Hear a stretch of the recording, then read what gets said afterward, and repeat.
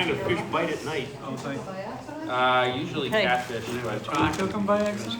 Attack away fish. A joke. I thought there was a joke line coming. I'm going to call the regular meeting of the Board of Aldermen to order on Tuesday, August 9th, 2022 at 7:30 PM in the Aldermanic Chamber and via Zoom teleconference, which meeting link can be found on the agenda and on the city's website calendar. I'd like to welcome our new city clerk, Dan Healy. Thank you for being here tonight and welcome. The prayer will be offered by City Clerk Dan Healy, and Alderman Lopez will lead us in the pledge to the flag. Almighty God, we have the high honor and serious duty to manage the affairs of our beloved city. Fill us, O God, with a spirit of unity and understanding, which enables us to face our multiple problems with a serene mind, with justice and charity for all, so that any and all decisions made by us will always be for the betterment and greater happiness of all our fellow citizens. So help us God. Amen.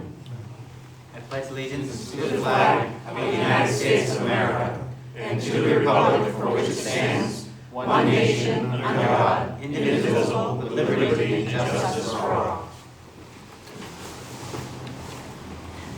Let's start the meeting by taking a roll call attendance. If you're participating via Zoom, please state your presence, reason for not attending the meeting in person, and whether there is anyone in the room with you, which is required under the right to know law. Would the clerk please call the roll? Alderman O'Brien. Happily present. Alderman Sullivan. Here. Alderman Clee. Here. Alderman Moran. Present. Alderman Lopez. Here. Alderman Jettie. Here. Alderman Clemens. here. Alderwoman Kelly. Here. Alderman Como. Alderman Dowd. Present. Alderman Govea. Alderman Karen. Here. Alderman Tebow. Here. Alderwoman Timmons. Here. Alderman Wilshire. Here. 13 present, 2 absent. Thank you. Tonight, joining us is Mayor Donchis and Corporation Counsel Steve Bolton. Mayor, did you wish to address the board this evening? Yes, Madam President. Well, first I want to join you in welcoming City Clerk Healy to our meeting. We're fortunate to have him, and I'm looking forward, of course, to working with him over the years. Madam President, I wanted to say that the city, and I think most of the aldermen know about this, the city's AAA bond rating was reaffirmed by Standard & Poor recently. They cited many good qualities about the city, our economy, residents, but also our strong financial performance and conservative money management practices. So I want to congratulate John Griffin, CFO, City Treasurer, and our financial staff for helping us achieve that distinction. Paul Sullivan now is the Chief Assessor for the city. He has extensive experience in Massachusetts, in Brockton, where he worked, I think, 15 years, as well as in Avon, which is a smaller community. He's looking forward to the work to be done here, and we will make sure that he comes in to meet you sometime in the very near future. Next, Madam President, I wanted to mention something that we, or the congressional delegation, Region 1 of EPA announced yesterday. They have awarded the Nashua Regional Planning Commission $500,000 of brownfields funds. These are funds which are used to usually investigate, and to some extent clean up environmental issues that are not so severe to be a Superfund site, but which impair the ability to build on or develop a particular parcel of land. This is important because we have the NIMCO site, which we now actually own after many years of litigation, and we are going to be asking the Regional Planning Commission to allocate some of those funds to help us do further assessment on that building. They have allocated $25,000 of brownfield funds in the past to do phase 1 and 2 environmental studies, but more work needs to be done to assess the cost of cleanup and clearing the site. And finally, Madam President, I wanted to mention to you and the Board of Aldermen an interesting project that Public Works is involved in with a local company. You may know, or maybe not, a company, GSSI, on Simon Street.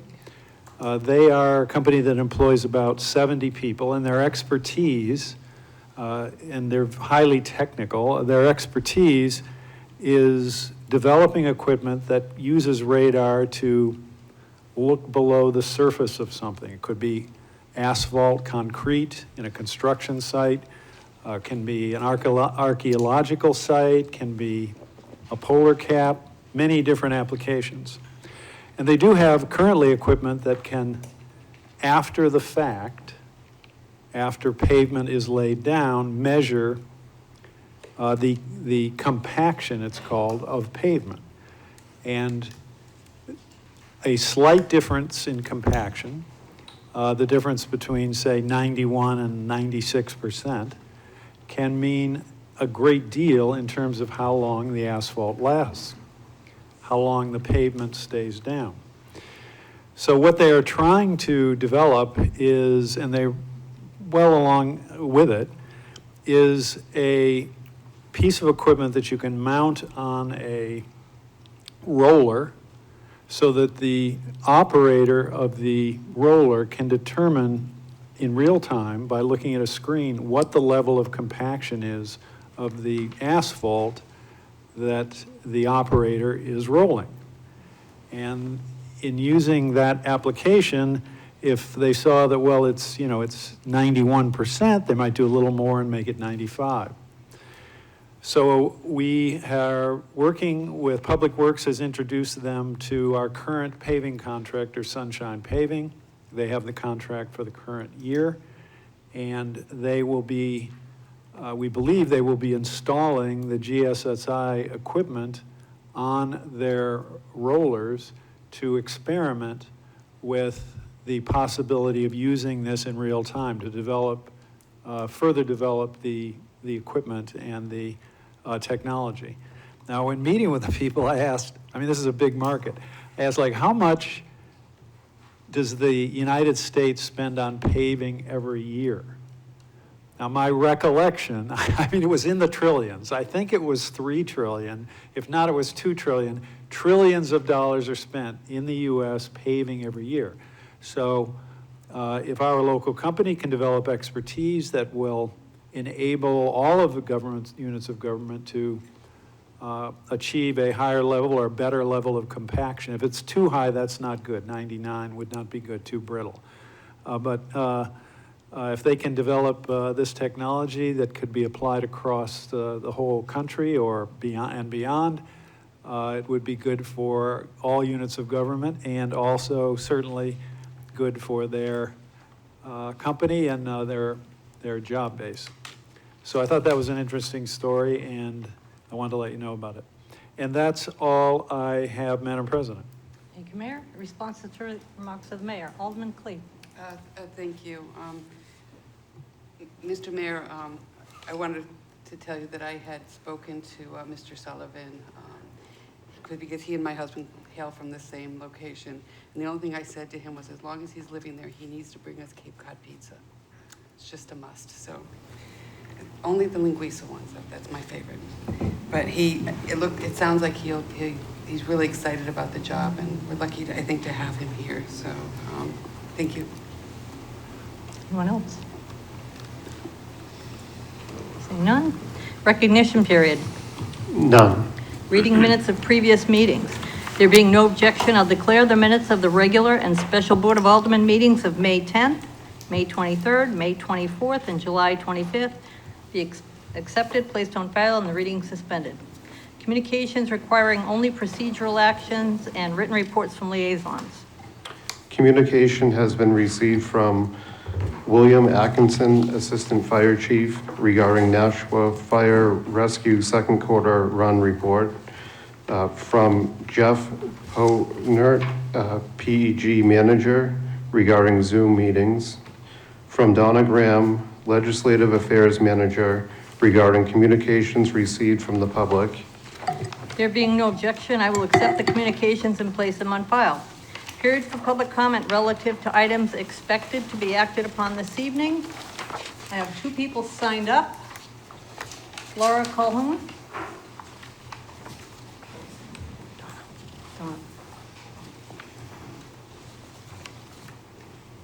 Laura Cahoon, 30 Greenwood Drive. I'm here tonight to tell the city officials that as a taxpayer, I'm angry. It seems like the Board of Aldermen have forgotten they were elected to represent the Nashua residents, and now the board feels like they do not have to listen to the residents. The city just turned over the management of the PEG television station to a new team. So the first thing they do is they want to shut down the Zoom for Nashua residents, which is what Lord Wilshire wants. The PEG TV just got an increase in the budget of the 2023 budget, and it states that it's going to cost an additional $11,000 to have residents be on Zoom. Well, to me, that's not a lot of money, seeing how our officials are spending $25 million on the PAC, $30 million on the riverfront, $12 million on the new DPW building, and $118 million on school projects. Let's not forget that the board actually paid an alderman's salary when they didn't show up for work, but what the hell, it was our money, not theirs. I have a classic idea. If the city wants to shut down the Zoom for residents, instead of shutting it down, shut it down for everybody, period. Tell the city employees to get back to work in the newly renovated City Hall. The Nashua taxpayers should not forget that Lord Wilshire actually shut down the Zoom meeting in the middle of a meeting because she felt the residents were too vocal in their beliefs. Lord Wilshire is clearly one that does not want to hear from taxpayers, even though we're paying her salary. I find it funny that our mayor calls the city of Nashua a welcoming city for everybody but their taxpayers. Mayor's motto to the taxpayer is just shut up and pay your property taxes. It is sad that our current mayor and the Board of Aldermen do not want the Nashua taxpayers to participate in their government. Instead, city officials just want to be able to shove their spending down our throats with no question asked by taxpayers. If this board wants to shut down Zoom, shut it down for everybody. Why should Nashua taxpayers pay for something they cannot use? Thank you. Karen Bill.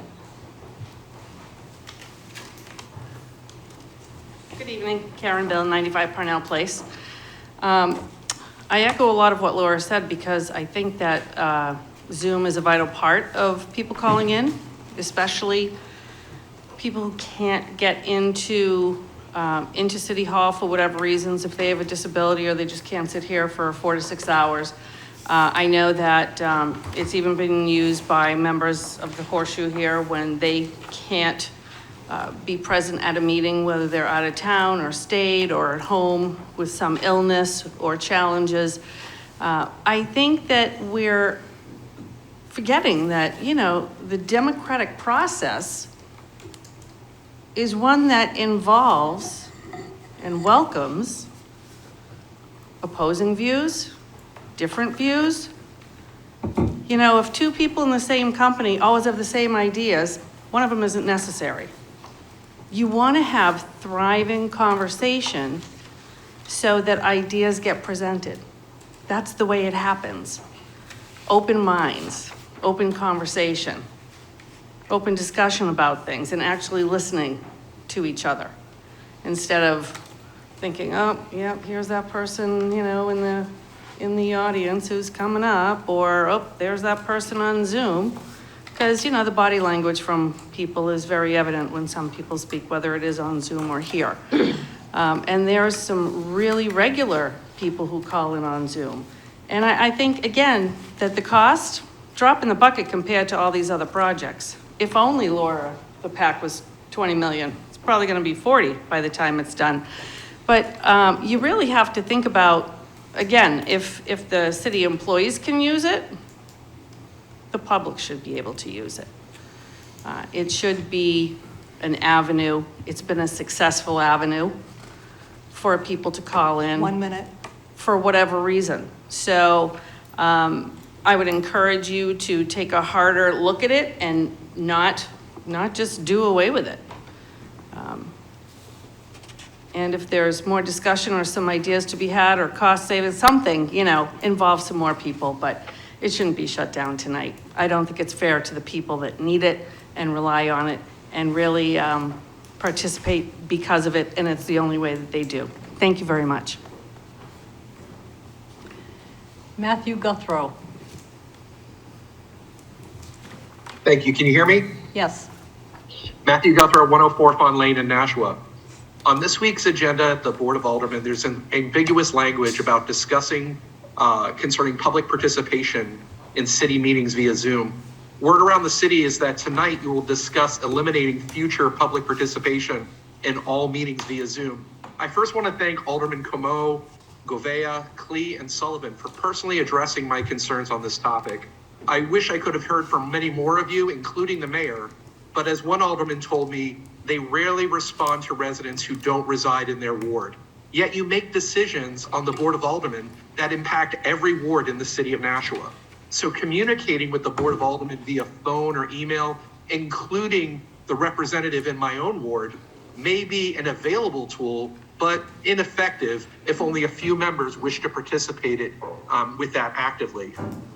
Zoom and other web-based platforms are effective engagement tools used in public meetings by cities and states all over this nation. Remote participation is the best way to keep our public engaged. New Hampshire's right to know laws support the use of Zoom to expand the mechanism for public participation. Our neighbor to the south, the Commonwealth of Massachusetts, has enacted legislation to allow Zoom to be used in all of their public meetings. The decision to shut down Zoom participation for our residents will disenfranchise those residents with mobility, health concerns, the working public, even those with small children who can't attend these meetings in person. For example, I was planning to speak with you today in person, but because I tested positive for COVID over the weekend, I appreciate this opportunity to address you remotely and not putting anyone at risk in City Hall.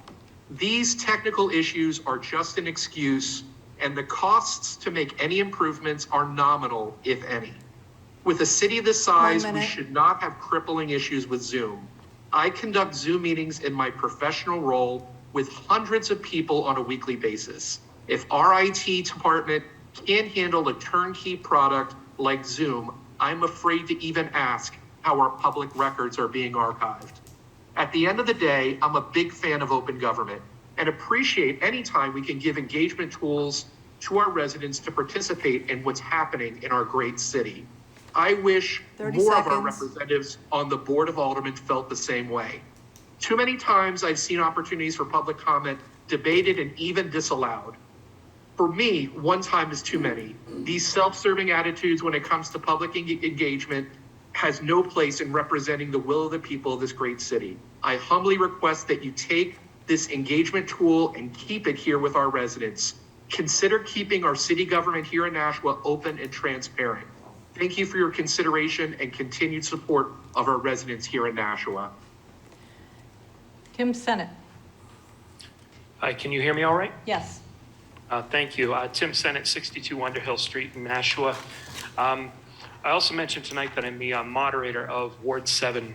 The reason I mentioned that is because over the past month, we've had the two largest governmental bodies in the city, the Board of Aldermen, the Board of Education, have to take it upon themselves to conduct a process to replace members of the board where vacancies have arisen. Once upon a time, this would be done via a special election, but a couple of years ago, it was determined and agreed upon by majority of city voters that this was too costly of a expenditure given the amount of turnout. I bring this up because as a moderator who conducts the elections in our city, I'm in excessive favor of anything that encourages increased participation in the government processes that affect our city. I do agree that $35,000 for a special election for 157 people in one ward to show out is a little excessive. I'd like it to be continued, but unfortunately the turnout for the cost is too low. However, if there's a silver lining from the COVID pandemic, I think that it has been the ability to use the technology at our disposal in the 2020s to increase the public participation in what goes on at City Hall. I think whatever expenditures might be needed to increase that participation or continue that increased participation would be very worthwhile endeavors for the city to pursue. I understand that there are some management issues at play in terms of the special skills needed to facilitate the Zoom meetings as they're broadcast on the public access television. I also understand that there may be costs associated with ensuring that the technology is kept up to speed to match the demands of the public. But as somebody who you all know would normally be there, if not for circumstances beyond my control in one of the first 2 rows there tonight, I'm thankful for the opportunity to still be able to come and address you tonight through this means where prior to the implementation of Zoom or Microsoft Teams or whatever, I wouldn't be able to. So I hope that the conversation tonight can lead us towards something that can continue the use of these technologies, because I do think they're a worthwhile expenditure for the city, and I think they've gone a long way in increasing participation at City Hall. Thank you. Thank you. Hi, Lori Ortolano. Lori Ortolano. Lori Ortolano, 41 Berkeley Street. I'd like to speak in favor of maintaining Zoom as a platform and interface for public to participate in all of your meetings. Right to Know New Hampshire is a big supporter of this interface, and most of the legislation we backed last year contained language to maintain or expand Zoom as an interface for communities to grow their participation. Mr. Guthrow was correct in the legislation that was enacted in Massachusetts to expand it. And I know the New England First Amendment Coalition is strongly behind using this platform to increase community participation. I think when I read the letter on the costs, I think it's pretty nominal given all of the items in the budget and the type of programming we're doing in this city to allow that interface to improve and be maintained. And I would certainly like to see that Zoom interface brought over to the school side. Frankly, their meetings don't have it, and that is rather shocking. And I don't think their participation is as good as it would be if they had Zoom, because they run their meetings at 6 o'clock, which is a very difficult family time if you're doing dinner. And I know many people who haven't come out to school meetings because of their family commitments to have a meal on the table. And that's the population that does have kids. And if they want to have a family meal, it's right at dinner time. So I'd like to see Zoom expanded. I'd like to see the investment made into it. And I'd like to see the board understand the benefits you've gotten from it, because I think we've had quite a few older citizens dial in to participate, because it was a lot easier than them coming out, and particularly in a New England climate in the winter and the cold. Zoom affords everyone a really awesome avenue to be part of a meeting. So I hope that you would support continuing the use of it and embrace the broader involvement you get in your public meetings through that interface. Thank you. I don't see anyone else. We'll move along. Communications requiring final approval. Communication has been received from Tim Cummings, Economic Development Director regarding ARPA funding framework. Alderman Lopez. I'd like to make a motion to approve the communication submitted by Director Cummings on May 17th, 2022 for the use of ARPA funds as revenue replacement, which will allow for the following initiative projects or equipment to be purchased. $10,000 for the Housing Trust Fund, $500,000 for the backup servers and IT, $850,000 for fire equipment alarm, $650,000 for police record management and gate, $600,000 for Main Street study and West Hollis Street study, $1,500 for the library park project, $600,000 for the Opticon system, and $200,000 for the ARPA program support, and further request that Director Cummings return to the Human Affairs Committee and provide updates periodically. Okay, that's the motion. Discussion on that motion. Alderman Clemmons. Thank you, Madam President. I believe that I'm going to ask that the maker of the motion amend it by saying 10 million for the Housing Trust Fund and 1.5 million for the Library Park project. I think he might have misread those. He did, and he regretted that $10 million for the Housing Trust Fund and 500, which was the other one? 1.5 million for the Library Park project. And $1,500,000 for the Library Park project. Thank you, Alderman Lopez. Alderman Kelly. I'll keep this brief. This came to Human Affairs twice, and we had really good background on all of these. So I obviously am very excited for the 10 million for the Affordable Housing Trust Fund, but these other projects are also very deserving, and I think that they all did a good job explaining what this is going to be used for. Anyone else? Alderman Clemmons. Thank you. I am in support of most of this. I'm not a fan of the $1.5 million for the Library Park project. I think that money could be spent somewhere else. And for those reasons, I'm going to vote no on this legislation. Further discussion? Seeing none, all those in favor say aye. Aye. Opposed? Nay. And that motion carries. Communication has been received from Tim Cummings, Economic Development Director, regarding communication approval and place on file a contract for professional engineering services related to the Nashua Downtown Riverfront Implementation Project with H.L. Turner Group. Alderman Clee. Thank you, Madam President. I move to approve the first phase on the specific details of the cantilevered boardwalks to H.L. Turner Group in an amount not to exceed $404,340. Funding will be through the TIF account created to implement the Downtown Riverfront project. You've heard the motion. Discussion on that motion. Seeing none, all those in favor say aye. Aye. Opposed? That motion carries. Communication has been received from Mayor Jim Donchis regarding ESRI GIS Enterprise Agreement Renewal in the amount not to exceed $115,308 funded from 54407 Software Maintenance General Fund.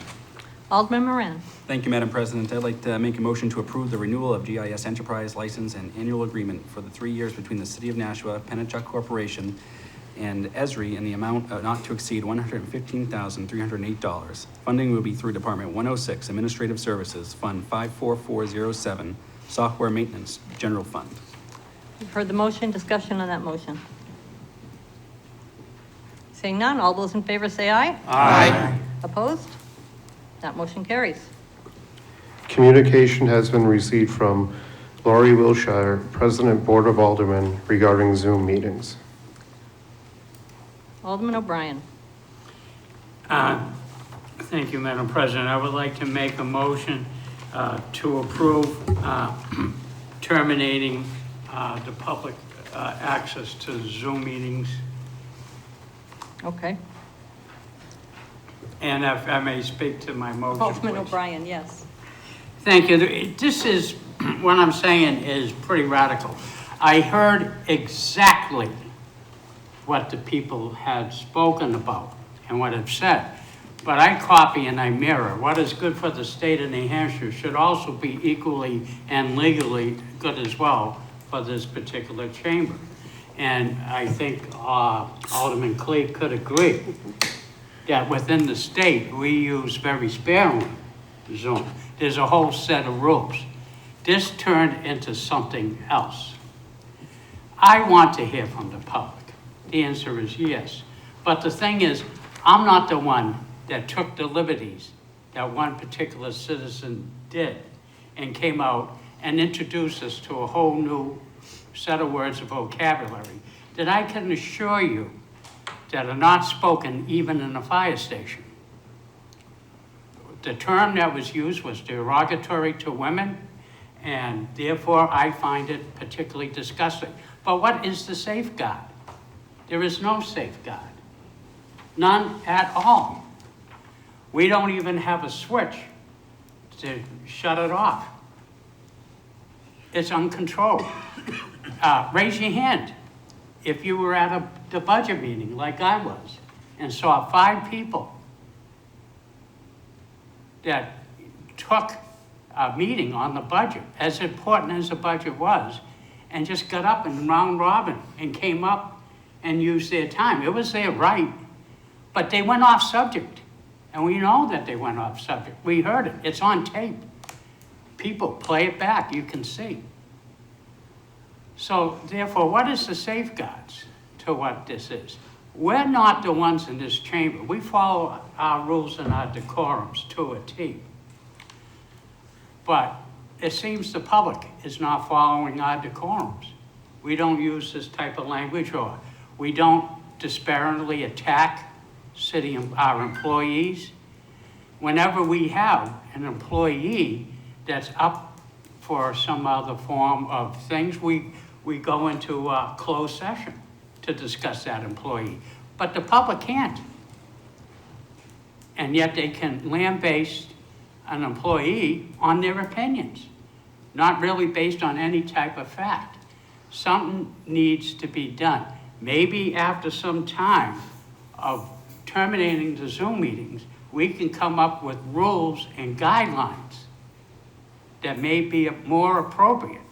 But as it sits right now, there is no guarantee that what had happened in the past will not happen again. So therefore, based upon the past practice, I am very guarded, like I say, with the deepest of regret.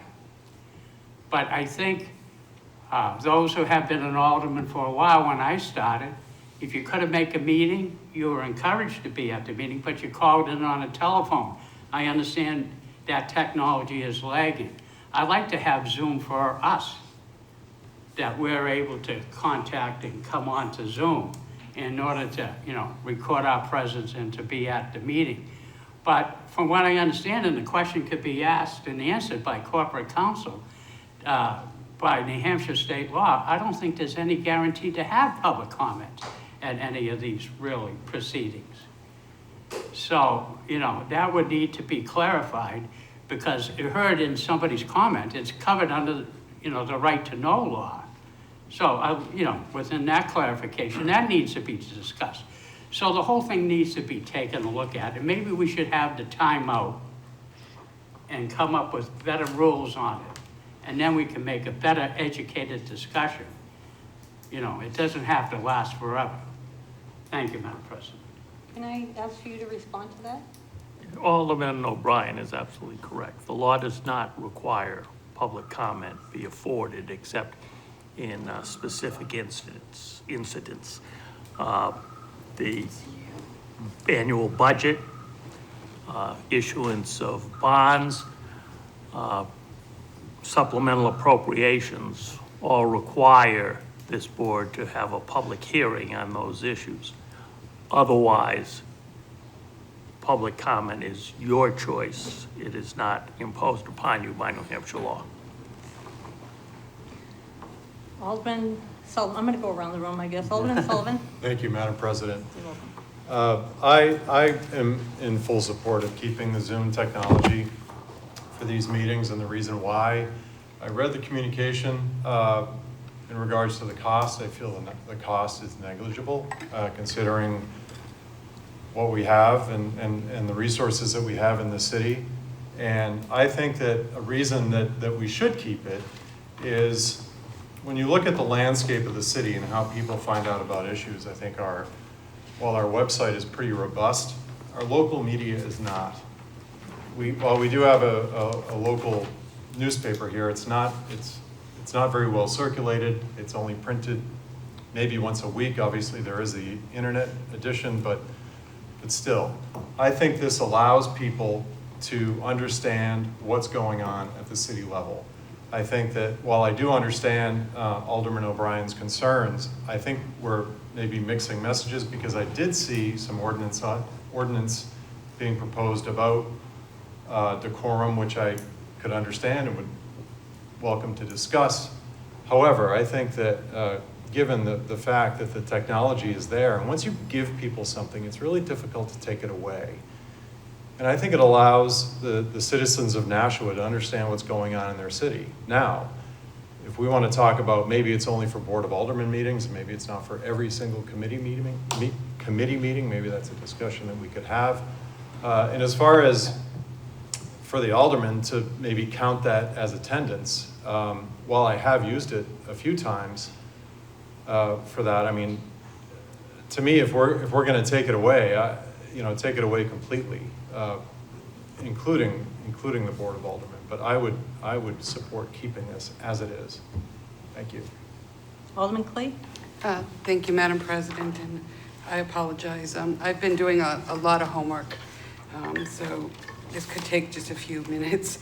I've been contacting municipalities. I contacted the New Hampshire Municipal Association, and I'm going to give you a few of the somewhat like communities that I feel, as well as one town.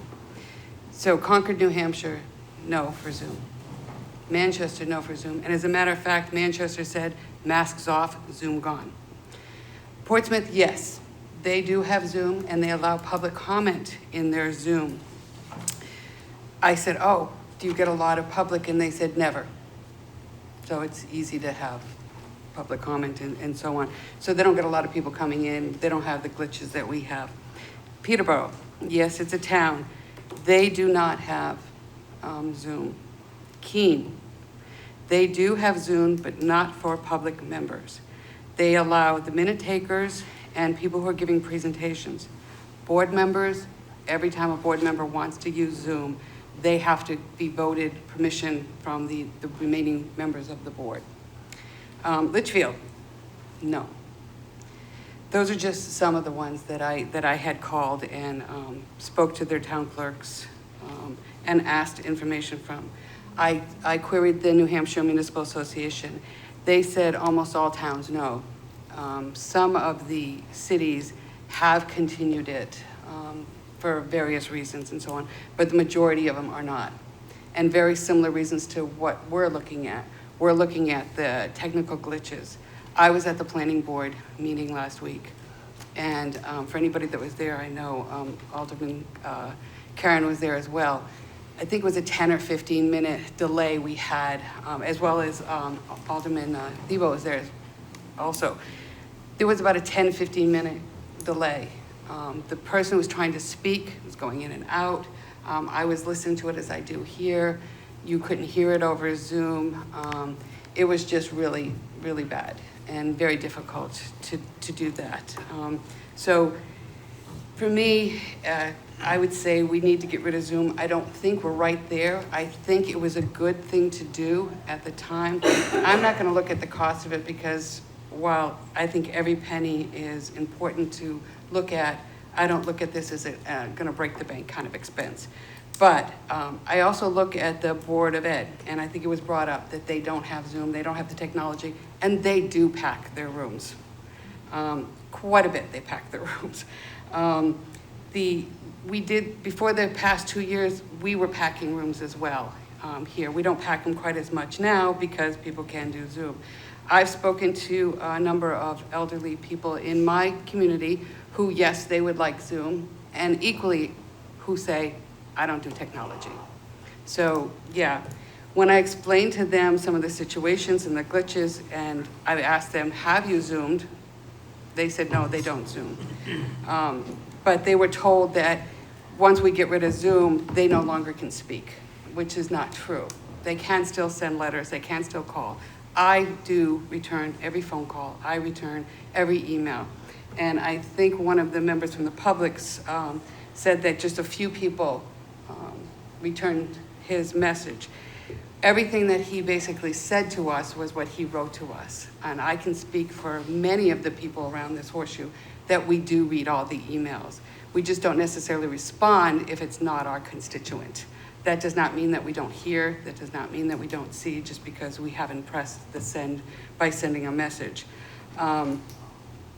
I just feel that if I responded to every single email message, whether it's my constituent or not, I wouldn't get any work done. I would just be responding to emails, because we do get quite a bit of them. As Alderman O'Brien pointed out, New Hampshire voted against it. Well, it wasn't so much we voted against it, we were told no. We were told by the Speaker of the House that that would not be happening, and they cut off public comment. You were there, and that was how you spoke. My biggest issue is the glitching. We don't have control. If we mute everybody because someone is misbehaving, we mute everybody. And that means that the employees that are trying to give presentations can't give the presentations. And that creates its own headache. I'm not gonna be popular amongst my fellow colleagues here, because I don't believe the aldermen should be Zooming in. In the past, we had 2 phone lines that we could call in, and I think that's what we should be going back to.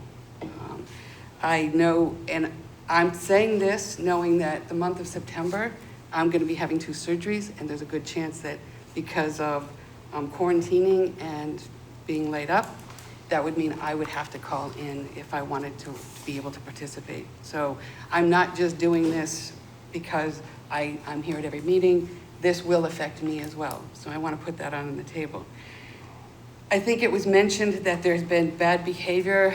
I think that it was mentioned about the profanity. I can tell you, I remember the day I sat here watching Zoom on my screen and was appalled by a man who walked in front of the camera, totally nude, took his baby from his wife, and sat there very pleasantly and happily. We've had people who put up vulgar signs and so on. I hate to punish the whole because of the few, but we have no way of shutting them down unless we shut all of Zoom down. And until we can really get a handle on that technology, I think it's time for Zoom to go by the wayside. And I think that many of the people that speak here, as one from the chamber did speak, was almost identical to an email that we received. And again, I read them all. There's not one that goes by. I may not respond to all of them, but I do read them all. So thank you for letting me speak, Madam President. Alderman Moran. Thank you, Madam President. Pretty split on this issue. I don't know how I'm going to vote yet. I really want to listen to the debate from everyone else. But my concerns are it does kind of disenfranchise folks that have access to this other than local access TV. For one, my family, we don't have cable. We stream. So the only access that we have is to go on to Zoom and watch. Then again, my 7-year-old and 5-year-old also got to hear the C word for the first time by a member of the public during a finance committee because my kids were watching me on the finance committee. Mr. Mayor, I think you were there that night. So it does bring up a concern of mine for people, the public interfering in my ability to parent, which I find distasteful. I'm an elected official, my kids are not. I'm just trying to raise civically minded children. But again, this allows us the opportunity to still speak and have people in the community bring very coherent things to us. My personal opinion is the folks that do become vulgar and use belittling language and hold up signs and whatnot, they're missing something in their lives. You know, I'm not gonna go on about my credentials in mental health or anything, but they're missing something. So on this, in totality, I'm very split. I think the elderly need access. I think people who can't get here, have childcare issues, shouldn't be able to access Zoom. Maybe it is time for a pause to see what Lord Wilshire, you know, one of our most popular politicians in the entire city can get control over Zoom to allow for civil engagement through all forms of access to the board. But, you know, I really want to hear more from everyone else. I think it's very important that we have citizens engaged, and a few bad apples shouldn't ruin the entire bunch. But I think there can be a pause to kind of figure out how we engage and have the clerk or someone have the ability to intervene so we don't have to have a parental advisory posted on local access. On top of that, I know I travel a lot. I know Alderman Sullivan travels a lot, Alderman Camo, and I'm opening another mental health clinic on the West Coast next year. So I was planning on joining some days on Zoom. But at the end of the day, if the constituents can't join, I don't want to join. I don't think employees or aldermen should have a special privilege over citizens. But that's all I have. Alderman Lopez. So I agree with some of what was said by my colleagues. With regards to moderating, I don't think we have the infrastructure set up. While it was pointed out that $11,000 is the current impact of it, the current impact is not entirely adequate, and it's being performed by people who are videographers, and it's not fair to ask them to also be Facebook moderators, and it's not realistic to expect the public to fully moderate themselves, as is evidenced by some of the stuff that we've seen.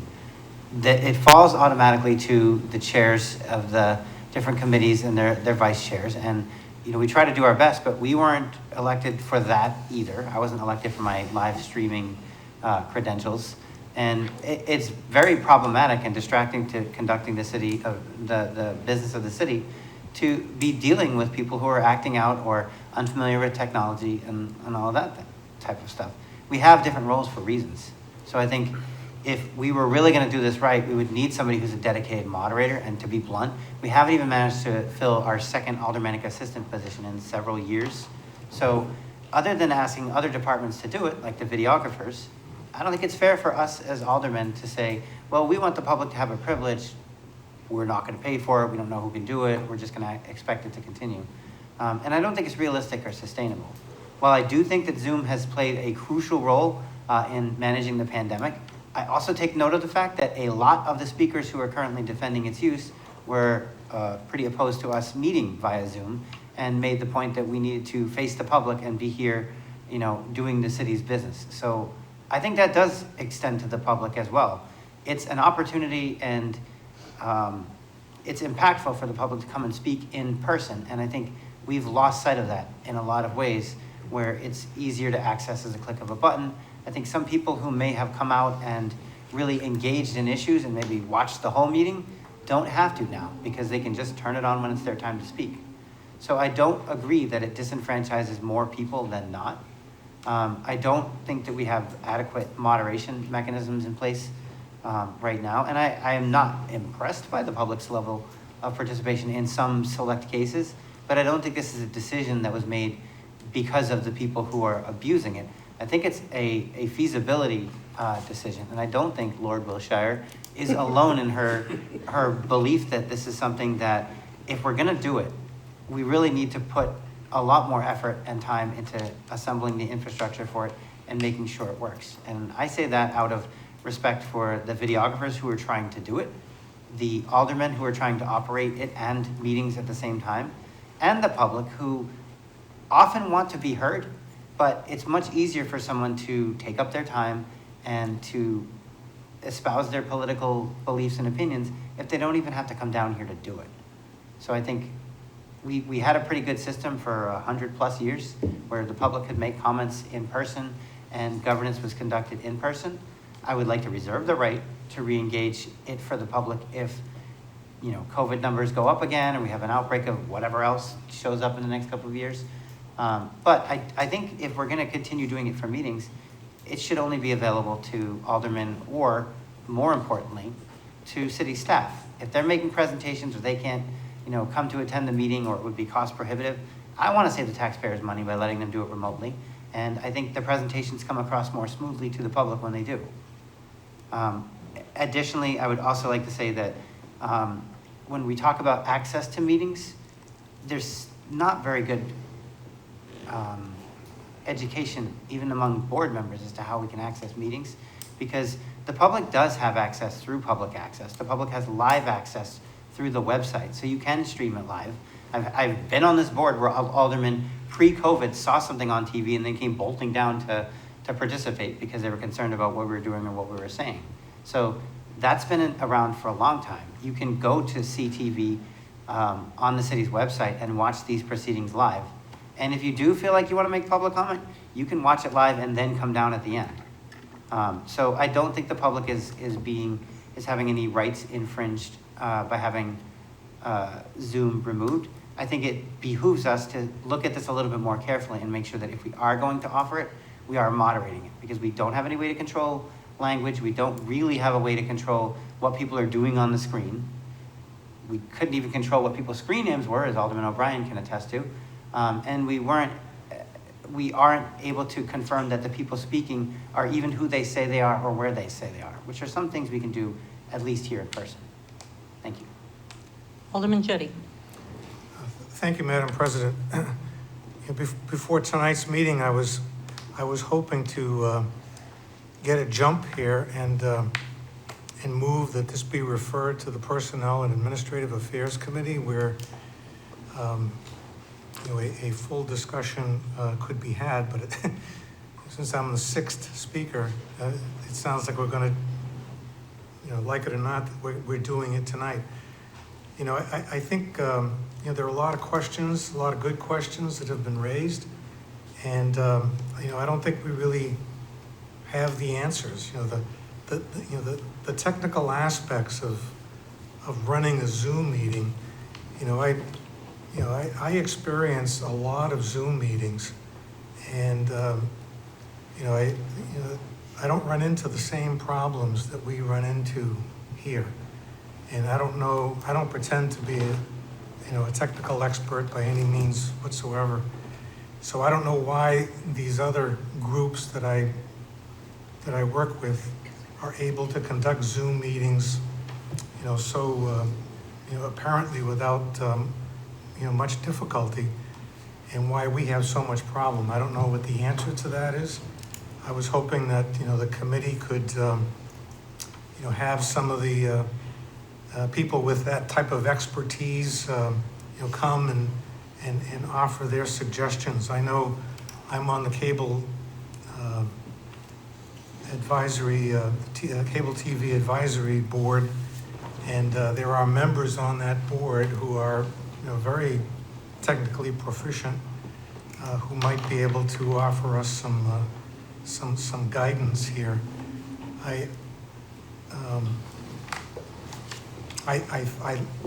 I'm in favor of giving the public the opportunity to participate, and I think the introduction of Zoom kind of came to us as a result of the COVID problem. But for me, it taught me that we could, allow much more access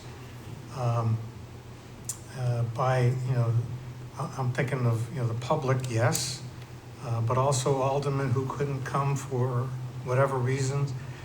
I'm also thinking about, like in our committees, we oftentimes have experts who appear before the committee to offer some, perspective on some project or whatever. These experts, they charge, if you have them come to a meeting and they speak for 10 minutes at a meeting, their clock starts the minute they leave their home or their office. All of that time traveling here, sitting here, waiting for their time, when they finally give their presentation, and then all the time they spend going back to where they came from, we have to pay them, and a pretty penny for that. Zoom allows them to, come in, give their presentation in a very short period of time. It's a very cost-effective way of getting the advantage of that type of testimony. I don't want to repeat what other people have said, the reasons for continuing to have Zoom, but I do want to point out, this came to us as a result of COVID. Ladies and gentlemen, COVID is not over. We're acting like it's something in the past, most of us, feel comfortable coming to meetings without masks now, but they're predicting that there's going to be another wave of infections, coming this fall. And, from my own selfish motives, I don't want us forcing people to fill up this room in coming here who may, who may or may not be vaccinated, who may not choose to wear masks. I think it's putting us in a vulnerable position. So I would, I still think it's a good idea to refer this to the committee and have them, get the people who know the answers to these questions, to give us the benefit of their expertise. So, and I know this motion doesn't cut off debate, so, but I would like to make a motion that it be referred to the Personnel and Administrative Affairs Committee.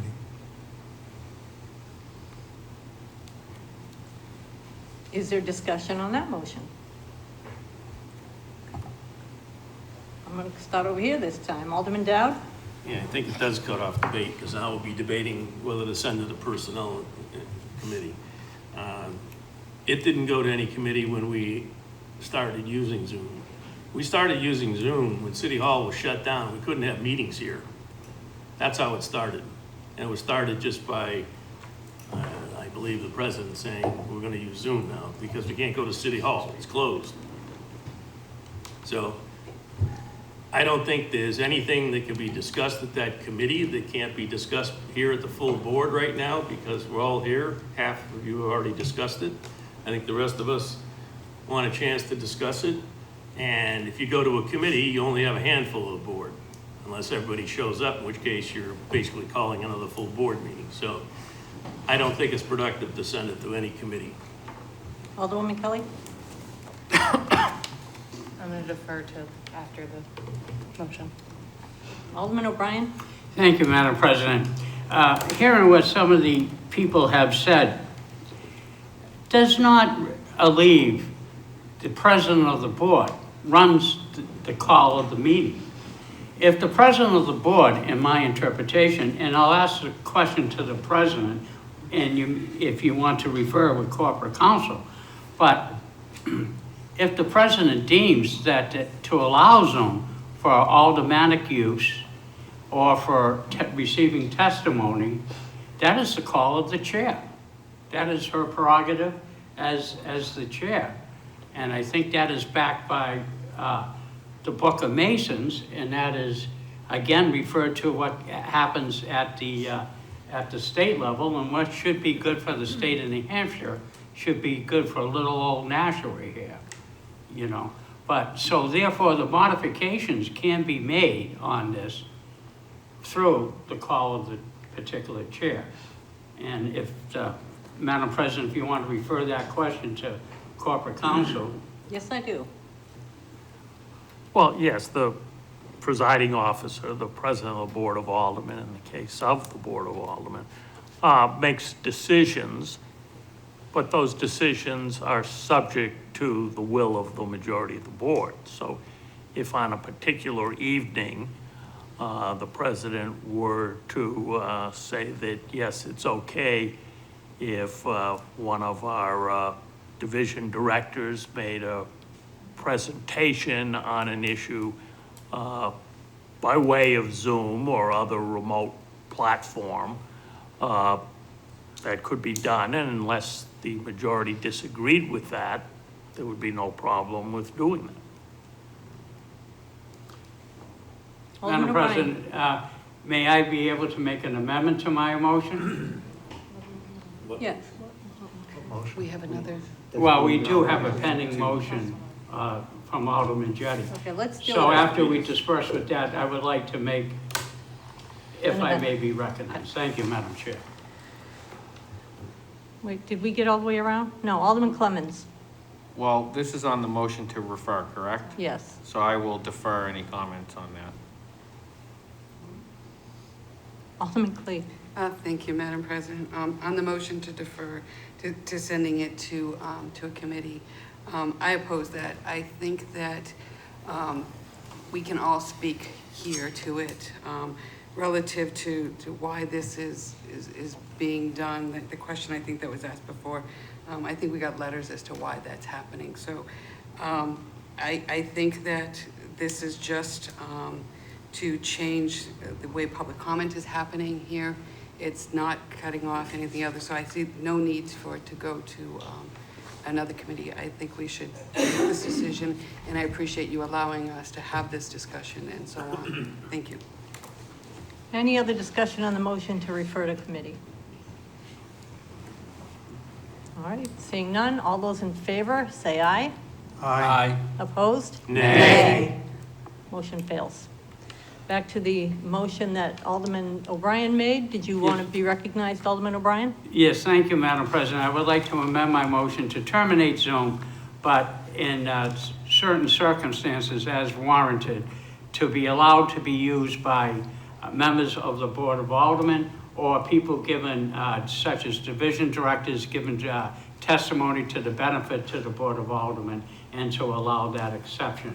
And may I speak to that current motion? I think, thank you, Madam President. I think in hearing what some of the concerns are, this seems to be a good compromise. This will allow this. I hope maybe at a future date that maybe we could come up with, take this technology and tame it a bit to use it to fit within our decorum. But as it sits right now, it's dangerous. It is dangerous. And I agree with Alderman Moran. I mean, you know, I think we all hold ourselves to a high standard as being elected. The term alderman means city elders, somebody who is supposed to be far represented from government. So this will allow to have the representation for the board to have access to make the proper decision if members cannot be present. Yet maybe we can keep a weather eye in the future if we can get better things that we could probably bring it up for further discussion. So thank you, Madam President. Alderwoman Kelly. You missed. Oh, I'm sorry. Alderman Alderman Clemens, sorry. That's fine. That's okay. I guess we're probably just going around the circle. So I had told you in the, Madam Chair, that I would be supportive of such a motion in the past, and I made that a public comment as well. Having heard from the public and having heard from folks, I don't know where I stand on it. Having had my own, Alderman Clemens, can we keep the comments to the motion to amend? No. well, the motion is to amend, yes. Okay. So in regards to that amendment, we're still eliminating Zoom for public comment, correct, in that motion? In that motion. No, you're just changing the motion. Okay, we're just changing the motion. If this passes, all you've done is amend the main motion. You still have to vote on the Okay, main motion. so- You still have to debate the main. So I'm going to defer my comment again until we get to the main crux of the conversation. Alderwoman Kelly? I'll defer as well. Alderman Dowd? I'll defer to it back on the main motion. Okay, the motion is to amend. No further discussion on that motion? Could you tell us how, the motion is to amend it how? What's? Mr. Clerk, could you repeat the motion? To terminate public access to Zoom meetings in certain circumstances as warranted, to allow aldermen and division directors. That's the amendment. Okay, everyone's all set? On the amendment, all those in favor say aye. Aye. Opposed? Nay. Motion carries. Alderman Clemens, back to Thank- the main motion as Thank amended. you. I don't know how I'm going to vote. I thought I did, but I've had some introspective on this. both personal and in my own profession, I'm dealing with such difficulties right now. And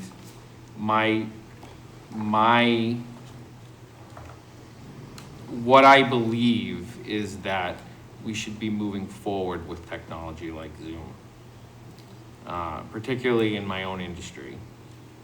I think the need of having to be physically present has been shown to be archaic, quite frankly.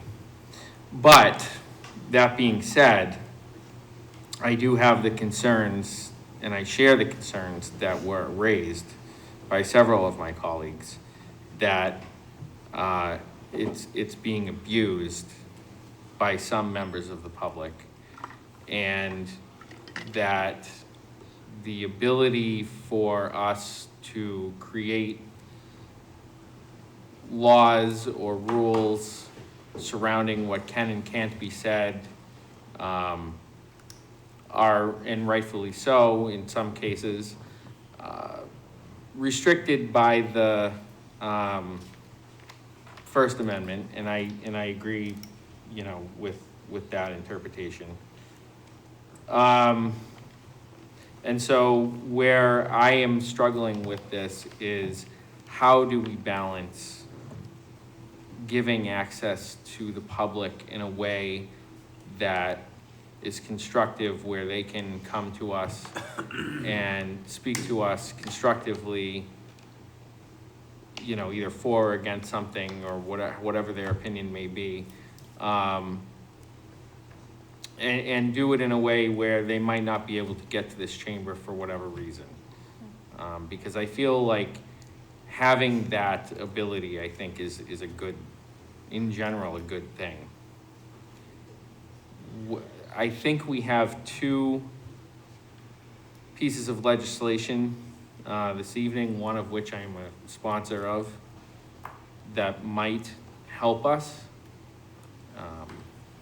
with that in the future, that I think will likely get broad support from this board. I think that there are other things that can potentially be done technologically wise with Zoom that we haven't explored. I know that there is the ability to have it where you can mute almost everyone except for certain people. That technology exists. I don't know if we have to pay for it. I don't know if that would be more of another cost. But it's out there. So I don't know. I don't know if we've explored it enough to just shut it off. I don't know that. I'm really struggling with it, because I err on the side of being with the public's ability to access our board. I think when I initially was, what I had initially said was out of anger for what had happened at that finance committee by a certain member of the public. But we can't live our lives based on the bad actions of certain people. And so I don't know where I'm going to vote on this tonight. And those are my struggles, so. Alderwoman Kelly. Thank you, President Wilshire. And I want to start by thanking you for bringing this forward. I think there have been multiple issues with Zoom, especially in the recent months, and I think it was good for us to talk about it as a board. I've been taking notes as we've been talking, and the pieces of this from a problem standpoint that I'm concerned about are decorum. We are all on the same page in terms of how we as a body work, but the decorum has definitely eroded, and I think that needs to be addressed, especially when it comes to public comment. The other concern that I've heard from others that I'm also concerned about is the funding, and that $11,000 is just what they're doing now. and that moderating a public forum is very different than moderating a group of people who have, know how to use Zoom, and we are employees of the city. So I think that that is something that we need to talk about. I think that the public forum and more access is important, but there are technological things that need to happen in order for that to be a safe environment for everybody. I don't buy the tech issues. I agree with some of the things that have been said here. There's a ton of bells and whistles with Zoom. There's a whole page that I've been on with congressmen, and we've made it so that people can, talk when we want them to talk, and they're muted when not. So there are ways around this, but and I'm not an expert, so I think I would love some more information on how we fix that. Where I struggle right now is that I think that part of this is values, and we've talked about this as a country for a long time. Work has changed. It's not a butts and seats anymore. People are working remotely from California to New Hampshire.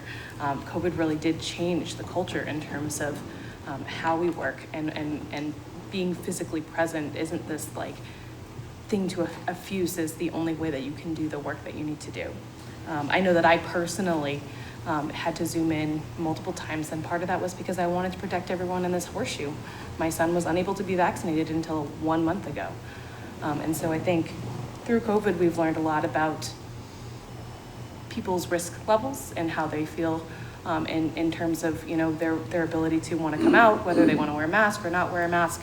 But I think that your own risk level and the public's risk level might be different, and I never would want someone to not be able to come because they're afraid. I also agree with the comment that the fall could be very different. I don't think COVID is done with us as much as we want to be done with it. And so I would really hate to be in a position where we cut this off and then people feel like they can't access, or they might want to come but they have COVID, or they're a high-risk person who might be very concerned about the levels at the time. So I'm struggling with this as well, and a lot of people have said that. I think that there are problems to fix, but right now I don't feel comfortable just cutting it off. Alderman Dowd. Yeah, speaking of the technical issues, there are a few things that concern me greatly. One is my FCC rule: anything televised has a delay, so that anything inappropriate can be cut out before it gets aired. Our Zoom's open to anybody, even kids. And anything said, there's no delay, there's no cut. They hear everything that's said on Zoom. And lately we've had a number of instances where things that have been said on Zoom that people shouldn't hear. We don't have a way to fix that right now with any kind of delay. And I use Zoom a lot, and I don't know of any way to do it. So that bothers me. The other thing that bothers me is that if we have an issue with Zoom, we can't have a meeting. Several times the meetings have been delayed or almost canceled because we have an issue with Zoom. And that's taking things away from local government. And to me, that's not right. We should be able to perform our duties. Relative to the telephone calls, before we had Zoom for aldermen, we had an agenda one night where we had something that was important to vote on, and I called in from Lucerne, Switzerland at 3 o'clock in the morning to vote. And it worked just fine. And if you can do it from overseas, you can certainly do it locally or in the United States.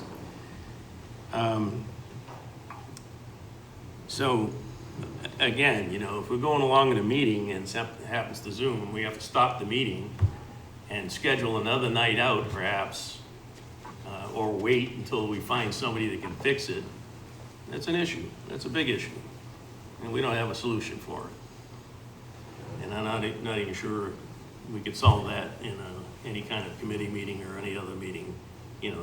That if IT comes up with a much better can of worms, then maybe we could bring it back. But right now we have issues. The other thing is that aldermen have had to run the Zoom meetings when you're sitting up there, and to me, you're not representing your ward or the city when you can't focus on the meeting. You're focusing on running a TV screen. That's not good, and that's not productive to city business. So let's look at what's best for city business. I have no problem with public input.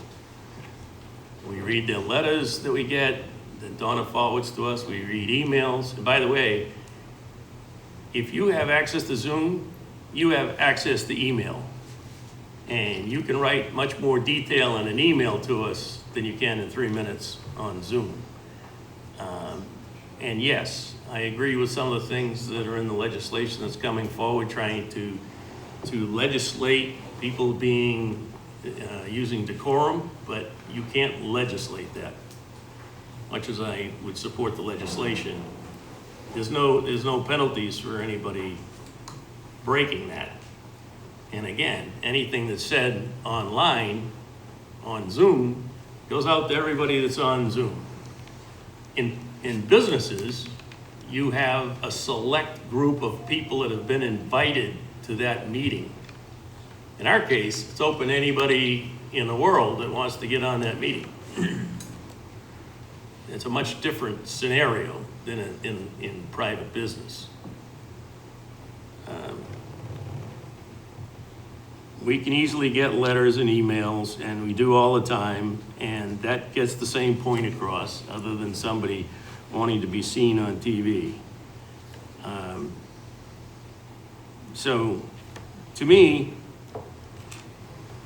I support having people being able to support us. But for years and years and years, they came here. We've had many nights in the past where we've had a full audience. Our agendas are posted way in advance.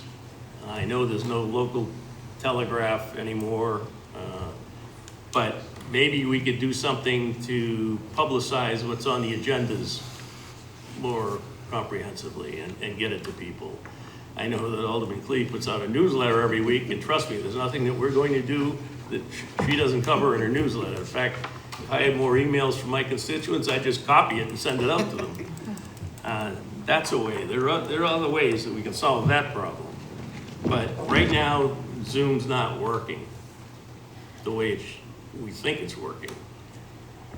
Unless there's some way that we can delay, like when something happens on Zoom, when it goes out to the TV audience, it's delayed. If you've ever watched the TV thing, it's delayed from real life. It's confusing if you're on the phone or on TV because it's different. Again, Zoom can't do that. Whatever's said is aired by anybody listening.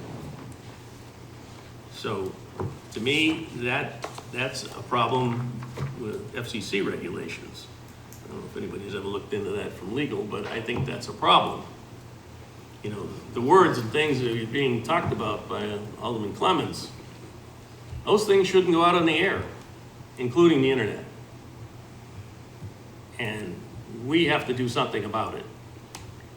Now, if we want to cancel it so aldermen can't use it and our division directors can't use it, I'm okay with that.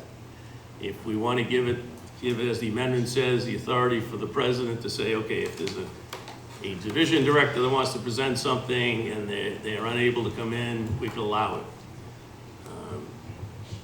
But I think that for the safety of the people listening and for the safety of this board to be able to meet and other boards, I think that, you know, Zoom was put in place because we had to. City Hall was closed. We couldn't have automatic meetings without Zoom. Not the case anymore. So I'm going to vote to support the motion to do away with Zoom. Anyone else? No. Alderman Tebow. Thank you, Madam President. I have a few things. I'm going to try not to repeat what people have said because I know it's getting long on this issue. You know, I do want to answer Alderman Jetty's question about why in the world, and in the world for me too, the technology works great and there's never these issues.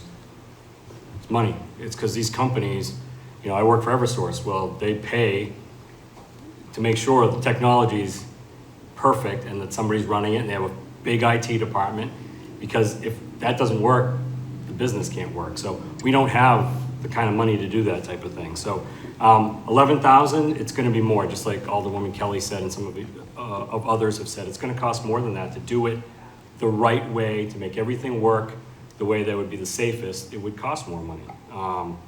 And I think, you know, I'm all for technology, but I hate to say this, but somehow City Hall sometimes is a little bit behind on technology. And if we can't spend the money to upgrade all of that, then I don't think we should be using it.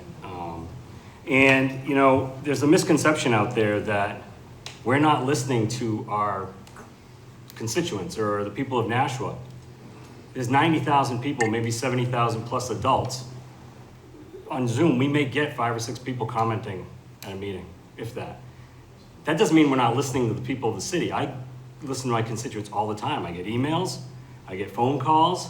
I send a weekly newsletter out as well. Sometimes I reach out to them more than once if something big comes up. I tell them how the meetings have gone, like which way they went, what meetings are coming up, what things are important on the docket that they should know about. Doesn't matter what party, if any, that they belong to, doesn't matter if they vote. If they send me an email and they want my information, I will give it to them every week. So now, do I respond to Mr. Guthrow's email?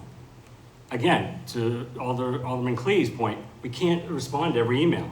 Maybe alderwomen at large can, but I got a constituency that I have to respond to, and they come first.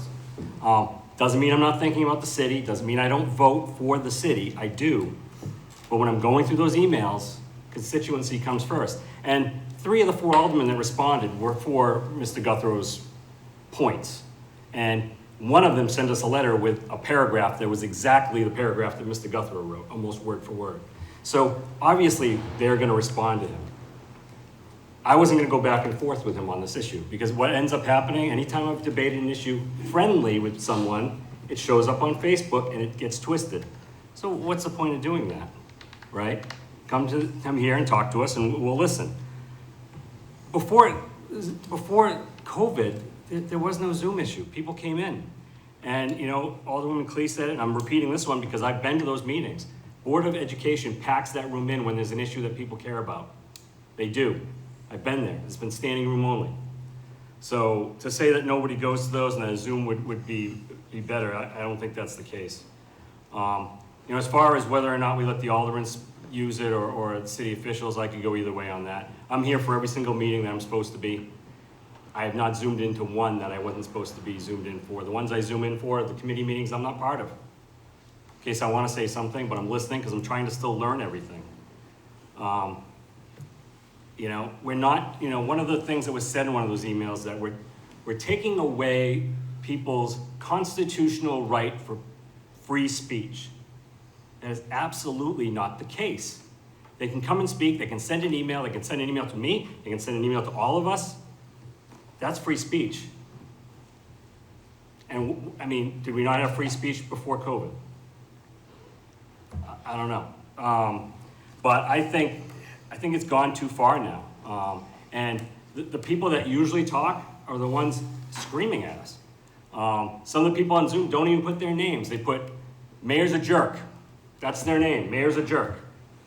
I don't find that funny. I find that offensive to city, not the city, but the people out there in the city, the constituents that actually do want to zoom in and want to debate the issues with us, telling us how they really feel, not to call somebody a lord, or not to, and some of you guys support these people calling lord or saying something against the mayor, and that's just not appropriate, or using the C word. And at that, it wasn't just using it, it was basically calling Mayor Donchis and Attorney Bolton that word. And so, and you can play back the tape. I know someone's probably going to say that wasn't true. Play back the tape, it was there. So I find it hard for the people who really want to participate in this government of this city that we were put, and by the way, I get paid by Eversource, that's my salary. I get a stipend from the city and it's very small. So before anybody says they pay my salary, that's Eversource. I got elected by the voters of my ward to support them, and that's what I'm doing. And when we have people that just want to play games and fool around and swear and call people names, that's not appropriate. It's not appropriate on Zoom, it's not appropriate in the chamber. If you want to say your issue of why we're doing something that either you like or you don't like, speak. Send an email. I respond more to things that aren't nasty. Okay? There's no reason for me to speak to someone that's nasty because they're not going to speak nice back. They're just not. So just be nice. I try to be nice to people. I don't know why they can't be nice back. But I will listen to anybody that has an opposing view. No one's looking, I heard that we're looking to take away debate. No, we're not. We're having a debate right now. Not all of us are on the same side. You've heard some on one side, some on the other, and some in the middle. That's debate. And what we've heard out there, I think, made some people change their minds a little bit, or at least make them think about it. It made me think about it more towards the way I'm thinking now, which is I'm going to vote to get rid of Zoom. Alderwoman Timmons. Thank you, Madam President. I listened to everybody around the table, but it's kind of personal with me. I listened to my constituents as well, and a lot of them do not come on Zoom. They're out there in the community where I'm at. So I hear what they have to say. They're not on Zoom, but what they do say when they hear from other people is a lot of misinformation. And the misinformation actually comes from people that make inaccurate comments on Zoom. And it's in the way that they talk to the mayor, they don't have respect for the mayor, they don't have respect for us in general. They're not kind. So I'm going to support this because I think it's only the right thing to do. And so that's my comment. I listened to everything everyone else said in here, and I agree with most of you, but I do know that my constituents, the silent majority, and there's thousands of them, it's not 5, thousands of them, that's why I keep getting elected. They do not like the tone these people use on Zoom. And a lot of them are also seniors, they don't have Zoom. They don't even want to know about Zoom. What they tell me is, could you fix my phone?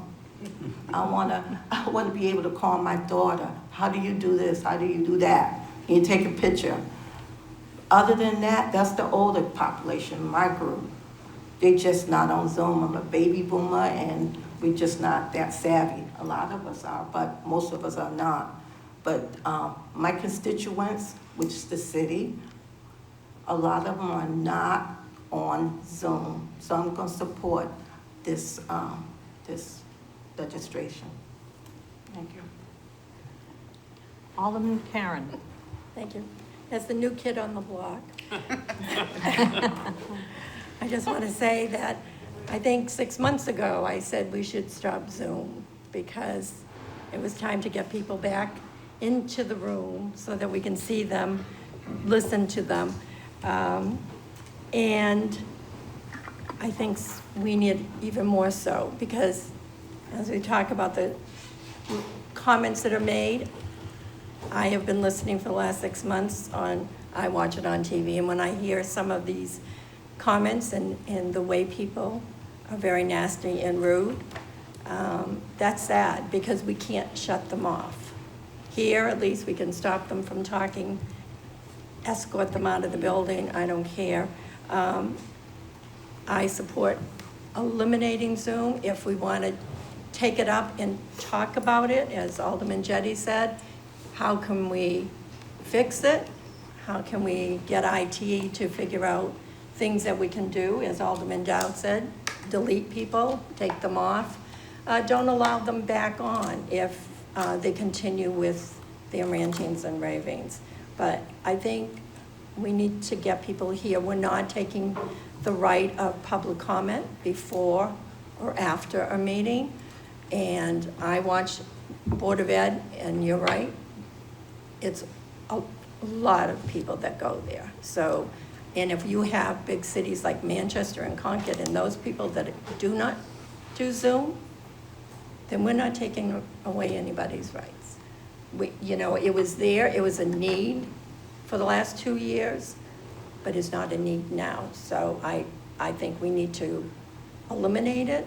And then if we want to have a discussion in one of the committees, how can we fix it? And what's the cost, as Alderman Thibault said? Then we can have another discussion and look how to do it.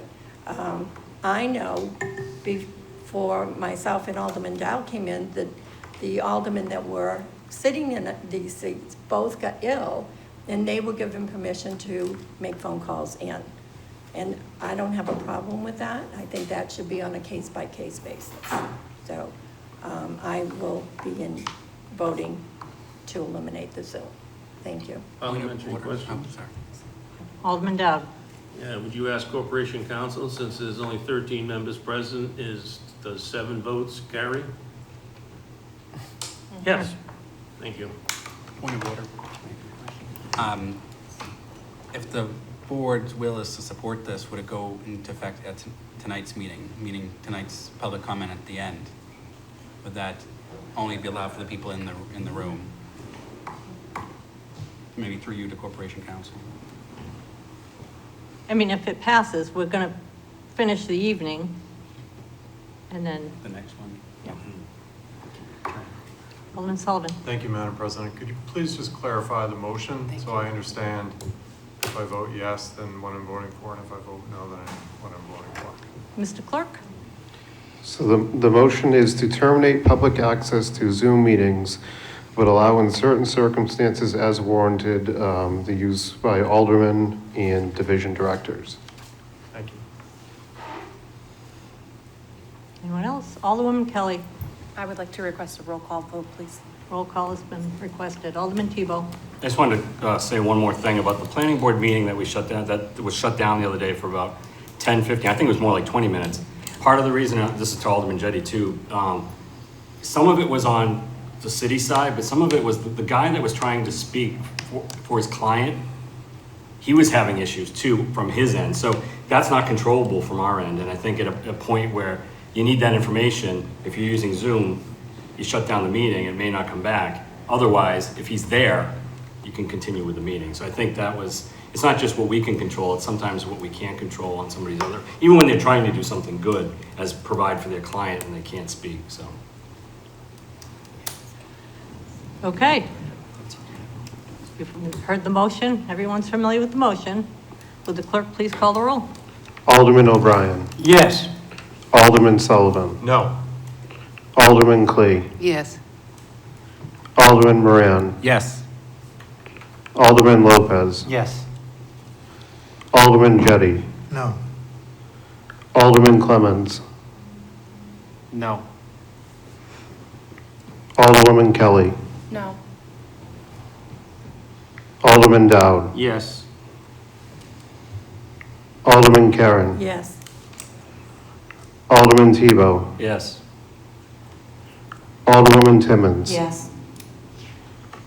Alderman Wilshire. Yes. Madam President, we have 9 yeas and 4 nays. That motion carries. Was that the amendment? Petitions. Petition for rezoning Gateway Hills off Research Drive. Alderman Tebow. Yeah, I'd like to make a motion to indefinitely postpone the petition for rezoning Gateway Hills off Research Drive, A-798, A-1010, A-1011, A-1008, A-1021. And I'd like to speak to it. Alderman Tebow. Thank you, Madam President. So this was something that Flatley had asked to rezone. It came to the Planning and Economic Development Committee. We had tabled it, and while it was being tabled, they withdrew their proposal for it. So we decided to continue to table it, and then eventually what we ended up doing was voting on it to where it's coming here now to indefinitely postpone. So that's where we're at. Okay, you've heard the motion. Discussion on that motion? Seeing none, all those in favor say aye. Aye. Opposed? And that motion carries. Nominations, appointments, and elections. None. Reports of committees. There being no objection, I will declare the reports of the May 23rd, May 25th, May 31st, June 2nd, and June 25th Budget Review Committee be accepted and placed on file. There being no objection, I'll declare the report of the June 27th, 2022 Committee on Infrastructure be accepted and placed on file. There being no objection, I will declare the reports of the May 18th, June 1st, and August 3rd Finance Committee be accepted and placed on file. There being no objection, I'll declare the reports of the July 18th and August 1st, 2022 Personnel Administrative Affairs Committee be accepted and placed on file. The joint, there being no objection, I'll declare the report of the May 17th, 2022 joint meeting of the Planning and Economic Development Committee and Committee on Infrastructure be accepted and placed on file. There being no objection, I'll declare the reports of the May 17th and July 19th Planning and Economic Development Committee be accepted and placed on file. Confirmation of mayor's appointments. Nashua Arts Commission. There being no objection, I will confirm the reappointment of Sarah Caesar, 3 Pine Street, Studio 2D, Nashua, to the Nashua Arts Commission with a term to expire April 1st, 2025. Is Sarah here this evening? Okay, she will be sworn in at a later date. Unfinished business resolutions.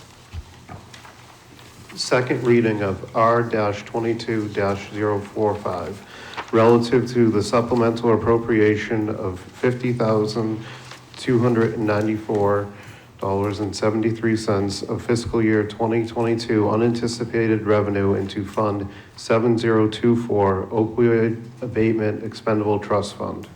Alderman Sullivan. I would like to make a motion for final passage of R-22-045 by roll call pursuant to Charter Section 49.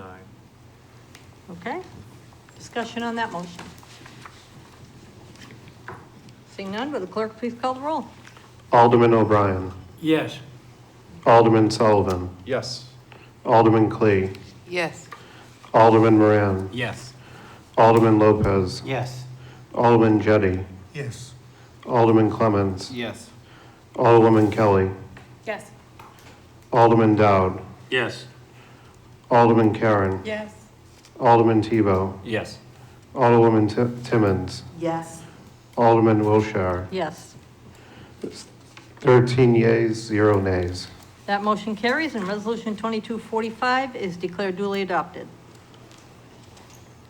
Second reading of R-22-046 relative to the transfer of $4,500 from Department 194 contingency account 70100 general contingency to Department 103 legal accounting classification 51 salaries and wages. Alderman Karen. Yes, thank you, Madam President. I'd like to make a motion for final passage of R-22-046. The motion is for final passage. Discussion on that motion. Seeing none, those in favor say aye. Aye. Opposed? That motion carries and Resolution 2246 is declared duly adopted. Second reading of R-22-047 relative to the supplemental appropriation of $75,000 of fiscal year 2022 unanticipated revenue into Fund 7058 Park Rehabilitation Expendable Trust Fund. Alderwoman Kelly. Thank you, President Wilshire. I would like to move for final passage of R-22-047 by roll call pursuant to Charter Section 49. The motion is for final passage of R-2247. Discussion. Alderman Sullivan. Thank you, Madam President. This money is going to go towards St. Andrew's Field down in Ward 9. Great baseball field. Unfortunately, the playground around it needs a little work, and this will go a long way in cleaning that up. Thank you. Anyone else? Seeing none, the motion is for final passage. Would the clerk please call the roll? Alderman O'Brien. Yes. Alderman Sullivan. Yes. Alderman Clee. Yes. Alderman Moran. Yes. Alderman Lopez. Yes. Alderman Jettie. Yes. Alderman Clemmons. Yes. Alderwoman Kelly. Yes. Alderman Dowd. Yes. Alderman Karen. Yes. Alderman Tebow. Yes. Alderwoman Timmons. Yes. Alderman Wilshire. Yes. Madam President, there's 13 yeas, 0 nays. That motion carries and Resolution 2247 is declared duly adopted. Unfinished business ordinances. Second reading of O-22021, establishing no parking areas during school hours near the Franklin Street School. Alderman Dowd. Yes, I'd like to make a motion for final passage of O22-021, and I'd like to speak to it. Alderman Dowd. The basic requirement of this no parking during school hours is for safety, to allow the orderly and pick up and drop off of students during the day, and to ensure that we have access for emergency vehicles if, God forbid, there were ever an emergency in the school, that they won't be blocked. And we have the blessing of the fire department, the police department, and Board of Public Works. That's it. All set, Alderman Dowd? Yes. Okay, Alderman Clee. Thank you, Madam President. I was unable to attend the meeting that this was discussed at, but I did speak to Alderman Dowd, and I just want the public to know that when they say during school hours, they mean not during the summer, not during school vacation. At that time, it will still be open as it has been. And I just want to make sure that I am speaking that correctly. So if I may ask Alderman Dowd that question, is that correct? That is correct. There will be the posting of the school hours on 4 sides of the school that I made sure of. And it will be only during the hours when the students are actually in the class, a few minutes before and a few minutes after, so there's no confusion on the hours, but it's only when students are in school. Thank you, Madam President. Thank you, Alderman Dowd. Motion is for final passage of ordinance 2221. Any more discussion? Seeing none, all those in favor say aye. Aye. Opposed? That motion carries, and ordinance 2221 is duly adopted. Second reading of O-22-022, updating Environmental Health Department food service fees. Alderman Jettie. I move for final passage of O-22-022, and I would like to speak on it. Alderman Jettie. So the Environmental Health Department of our Department of Health noticed that there was, with the food service fees, there was some confusion by the people who are regulated by these fees. And they also realized that the fees had not been updated since 2006, 16 years ago. So they reviewed the fees and they looked at other communities in southern New Hampshire and northern Massachusetts, and they came up with a recommendation for changing that table of fees, and presented it to the Board of Health, who recommended that it be brought to the Board of Aldermen. I and Alderwoman Timmons were asked to sponsor it, and it went before the Personnel Administrative Affairs Committee, and they unanimously recommended that it be adopted. And so I ask for support to pass this ordinance. Thank you. Discussion, Alderman Tebow. Thank you, Madam President. So I was there at that committee meeting, and I thought, this was a really good thing for the city. I think that, and I thanked Alderman Jettie for bringing this forward. One thing he didn't mention is it is going to bring us in a little more revenue than we're currently doing, and it's going to be more equitable than it currently is now, the fees. And that goes for the next one, so I don't have to speak on the fire prevention fees. But I just want to thank the department and Alderman Jettie for bringing it, and Alderman Timmons as well. Thank you. Alderwoman Kelly. Thank you.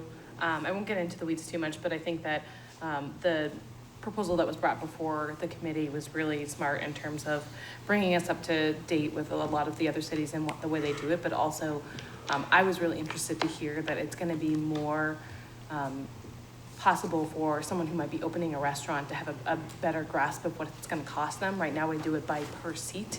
And so this is going to be like, you're going to know exactly what it costs before you even get into it. So I thought that was really important. Further discussion?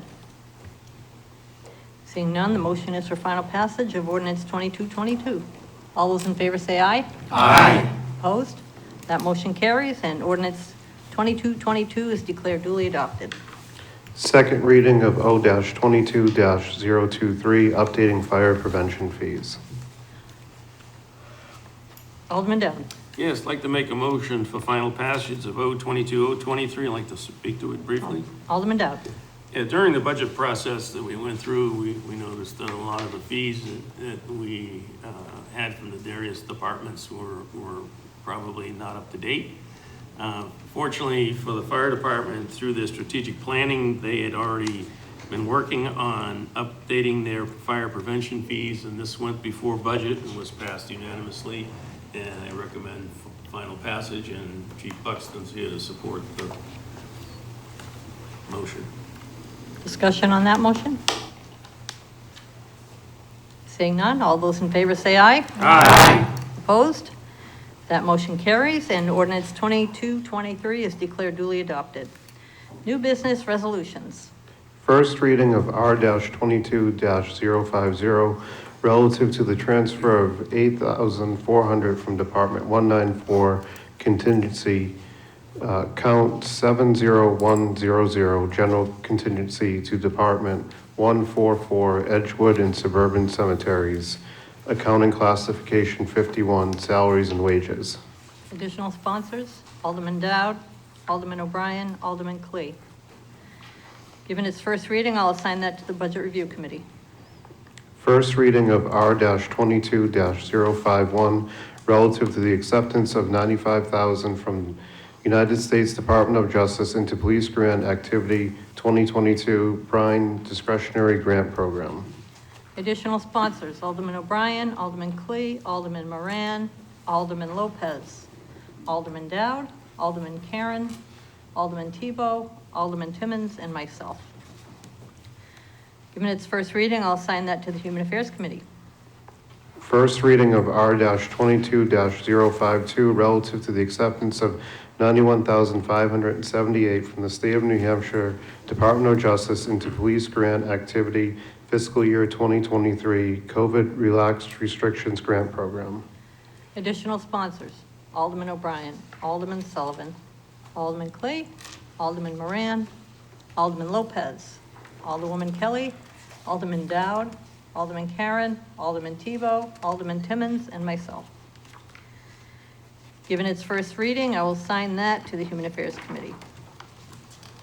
First reading of R-22-053, relative to the transfer of $34,927 from Department 174 Welfare Administration into Department 172 Community Health and Department 173 Environmental Health.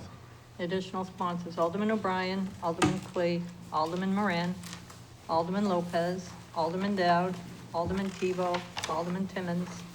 Given its first reading, I will assign that to the Budget Review Committee. First reading of R-22-054, changing the name of Old Harris Road to Solar Lane. Additional sponsors, Alderman O'Brien, Alderman Clay, Alderman Timmons, and myself. Given its first reading, I'll assign that to the Committee on Infrastructure. First reading of R-22-055, relative to the supplemental appropriation of $300,000 of fiscal year 2022 unanticipated food services related revenue into Fund Number 2100 Food Services Fund. Additional sponsors, Alderman O'Brien, Alderman Moran, Alderman Lopez, Alderman Dowd, Alderman Karen. Given its first reading, I'll assign that to the Budget Review Committee and schedule a special Board of Aldermen public hearing at 7 p.m. on Monday, August 22nd, 2022. First reading of R-22-056, relative to the transfer of coronavirus state and local fiscal recovery funds established by the American Rescue Plan Act, ARPA, and fiscal year 2022 supplemental appropriations in the amount of $14,500,000. Additional sponsors, Alderman O'Brien, Alderman Lopez, Alderman Clay, Alderwoman Kelly, Alderman Dowd, Alderman Tebow, and myself. Given its first reading, I'll assign that to the Budget Review Committee and schedule a special Board of Aldermen, and schedule a special Board of Aldermen public hearing at 7 p.m. on Monday, August 22nd, 2022. First reading of R-22-057, amending the U.S. Department of Housing and Urban Development Consolidated Plan for fiscal years 2021 through 2025 to accept Round 4 CDBG-CV funding under the 2020 CARES Act. Additional sponsors, Alderman O'Brien, Alderman Clee, Alderman Moran, Alderman Lopez, Alderwoman Kelly, Alderman Dowd, Alderman Karen, Alderman Tebow. Given its first reading, I'll assign that to the Human Affairs Committee. New business ordinances. First reading of O-22-024 relative to public comment. Additional sponsors, Alderman Clee, Alderman Dowd, Alderman Timmons, and myself. Given its first reading, I'll assign that to the Personnel Administrative Affairs Committee. First reading of O-22-025 relative to public comment at committee meetings. Additional sponsors, Alderman O'Brien, Alderman Moran, Alderman Lopez, Alderman Clemmons, Alderman Kelly, Alderman Dowd, and myself. Given its first reading, I'll assign that to the Personnel Administrative Affairs Committee. Period for general public comment. I have two people signed up. Denise Mukasey, I can't quite read the, is that you, Denise? Yeah, come up to the microphone. Give your name and address for the record, and you have 3 minutes. Let's see if I can do this just like that. Denise Musioli, 6 Midhurst. So I've been listening to the Zoom meeting with quite a bit of interest. The discussions, a third grader can Zoom. Literally, a third grader can Zoom. I don't think you're giving the seniors credit because seniors can learn. If you're going to do this, which I guess it passed, you have to make allowances for people with special needs. There's people that have psychological conditions, such as agoraphobia. For them to come to something like this would be impossible. So that's something you need to consider. There's seniors that are housebound and can't get out of the house. There's people that don't have cars, they can't come here. So I think you're cutting off quite a bit for public comment. You could do things like, everybody's worried about delay. I could swear right now, right? What's gonna stop me? You'll escort me out, but I'm still gonna get the word out. So you're not saying, by saying that Zoom doesn't have a delay, I could say anything right now. Obviously, I'm more respectful than that, but I'm just saying that's not gonna happen. I think you're cutting a lot of people off with Zoom, and I don't think it's right. Alderman Tebow talked a lot about respect. I'd like to get some respect from the mayor. I'd like to get respect from some of these, from the board. I've written letter after letter, complaint after complaint, fact after fact, photos after photos concerning the disc golf at Roby Park. I did get a preliminary report from New Hampshire Department of Environmental Services that proves there's environmental impact on critical wetlands. There's no water back there now, none. Even with all the rain that we had, you can see the little animals' feet prints in the mud, and the mud is all cracked up and dry. Yes, we're having a drought, but them ripping up stumps close to critical wetlands and letting the soil erode has caused more problems. I have a lot of problems with the way that this disc golf park was approved. Nobody applied for a wetland variance. I'm sure you're getting sick of hearing me say that. Nobody applied for a site plan. How do you get away with that? How do I get somebody to respond to me other than just sitting here and everybody looking at me with a blank stare on their face? I'm not trying to be disrespectful, but I've gotten no response back. And we're all constituents. We all voted, There's a whole bunch, there's 500 people that voted. They're not getting any answers, and I don't think it's right. I think it's disrespectful. I don't know how this got approved by not following your own city's ordinances. If I wanted to build something in my backyard that came close to wetland buffers, I'd have to apply for a variance. Thank you. Karen Bill? I think she's left. Okay, on Zoom we have Scott. Your name and address for the record, please. Scott McCullough, 49 Congress Street, apartment 6. I'd like to talk to you about, hopefully you guys can bring back Zoom down the road.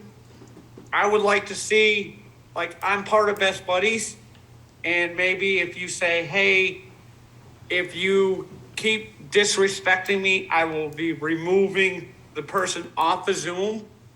It's just a suggestion, Ms. Co-Chair and Alderman Lee or Patricia, and she is amazing. You guys are all amazing, and I hate to see Zoom go away, but like you said, the disrespect on Zoom is out of hand, and I'd like to know if you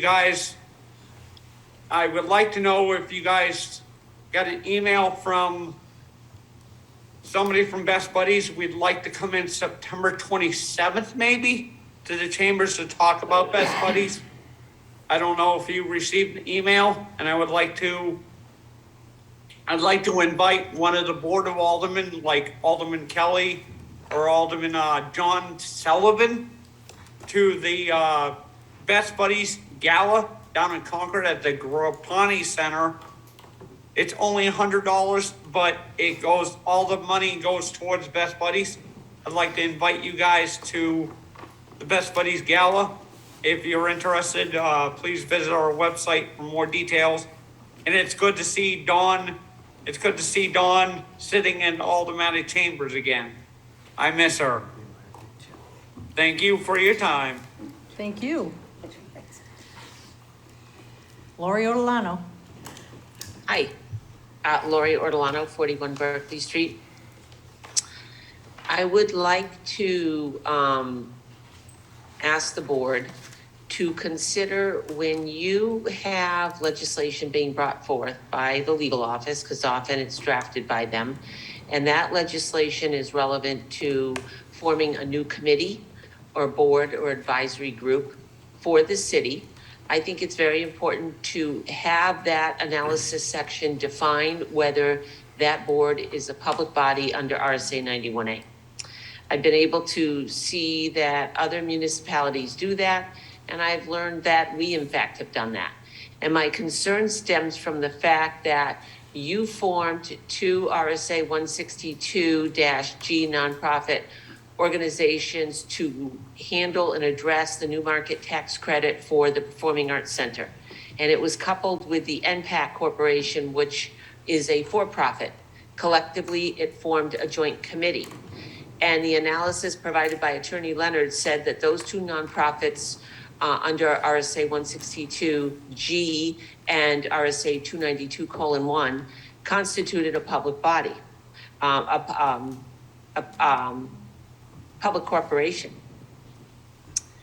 But it seems that no one in the city, the agencies of the city, the divisions and departments, know what that means.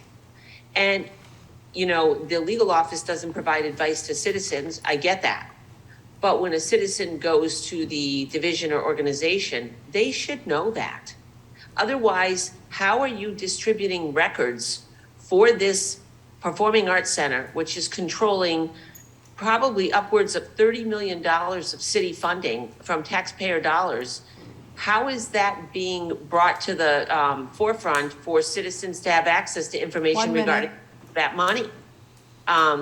You know, I'm really disappointed that these kinds of things you have to put into a lawsuit. I'm almost done with that lawsuit, and I'm going to ask the judge to rule on the public nature of the joint PAC committee, the public nature of the Capital Campaign Committee, the public nature of the National Community Arts Nonprofit, as well as a lot of violations that have happened with meeting minutes not being posted, meetings not being noticed, 30 and seconds. requests not being responded to. And in the future, I think it would be enormously helpful when legislation comes forward for a committee or an agency or a board or subcommittee that you have legal define how that committee operates. Thank you. Matthew Guthrow. Matthew Guthrow, 104 Fawn Lane in Nashua. I guess since this is my last public comment made remotely, I guess I will make it a good one. I want to thank all the aldermen today who voted to keep public input at City Hall open, accessible, and transparent. It's very concerning to hear comments from the members of this dais that we don't have to have public comment at city meetings at all. I guess we'll all have to wait for that shoe to drop next. To Alderman Thibodeau's point, I am here to speak with you all intelligently. I don't hide my name. I don't swear on this platform. If that is happening by a few people, you need to moderate their participation and not eliminate this tool for everyone. You just essentially threw out the baby with the bathwater. The issue at hand with Zoom is that this Board of Aldermen does not know how to use Zoom. It's amazing that all of our K through 12 teachers here in the city of Nashua were able to effectively use this platform and communicate every day with our students during the pandemic. As a result of the pandemic, this tool has opened up new avenues for engagement around the world. But somehow our IT professionals at City Hall can't seem to make this work. The money is not ridiculous enough to better manage this tool for the betterment of our city. Our residents want open government here in Nashua. Your vote today took away yet another engagement tool to our residents, and their voice for public comment is this measure is greatly disappointing. You selfishly voted to keep this tool for yourselves and city staff to work remotely. We, the taxpayers, will remember this vote in future elections as another measure to eliminate transparency, accessibility, and public input at City Hall. Thank you. Sarah Gall.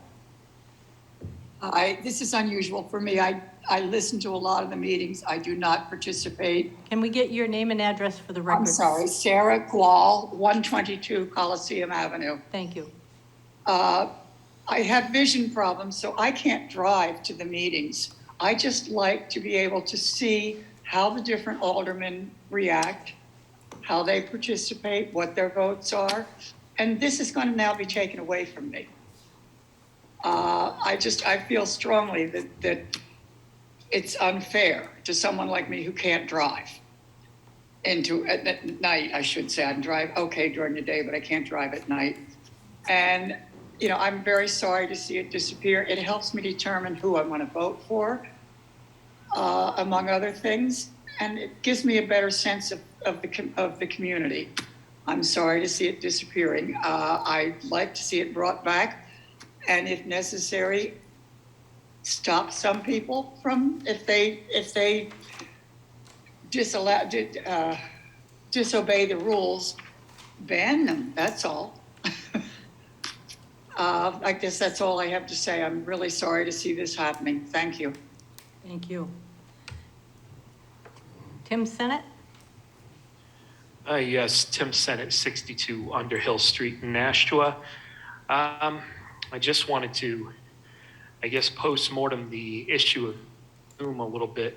I hope that the board sees fit to revisit this in the future. I think it's a large opportunity lost for a lot of the folks in Nashua, in particular some previous speakers who have mentioned their own difficulties in getting to City Hall.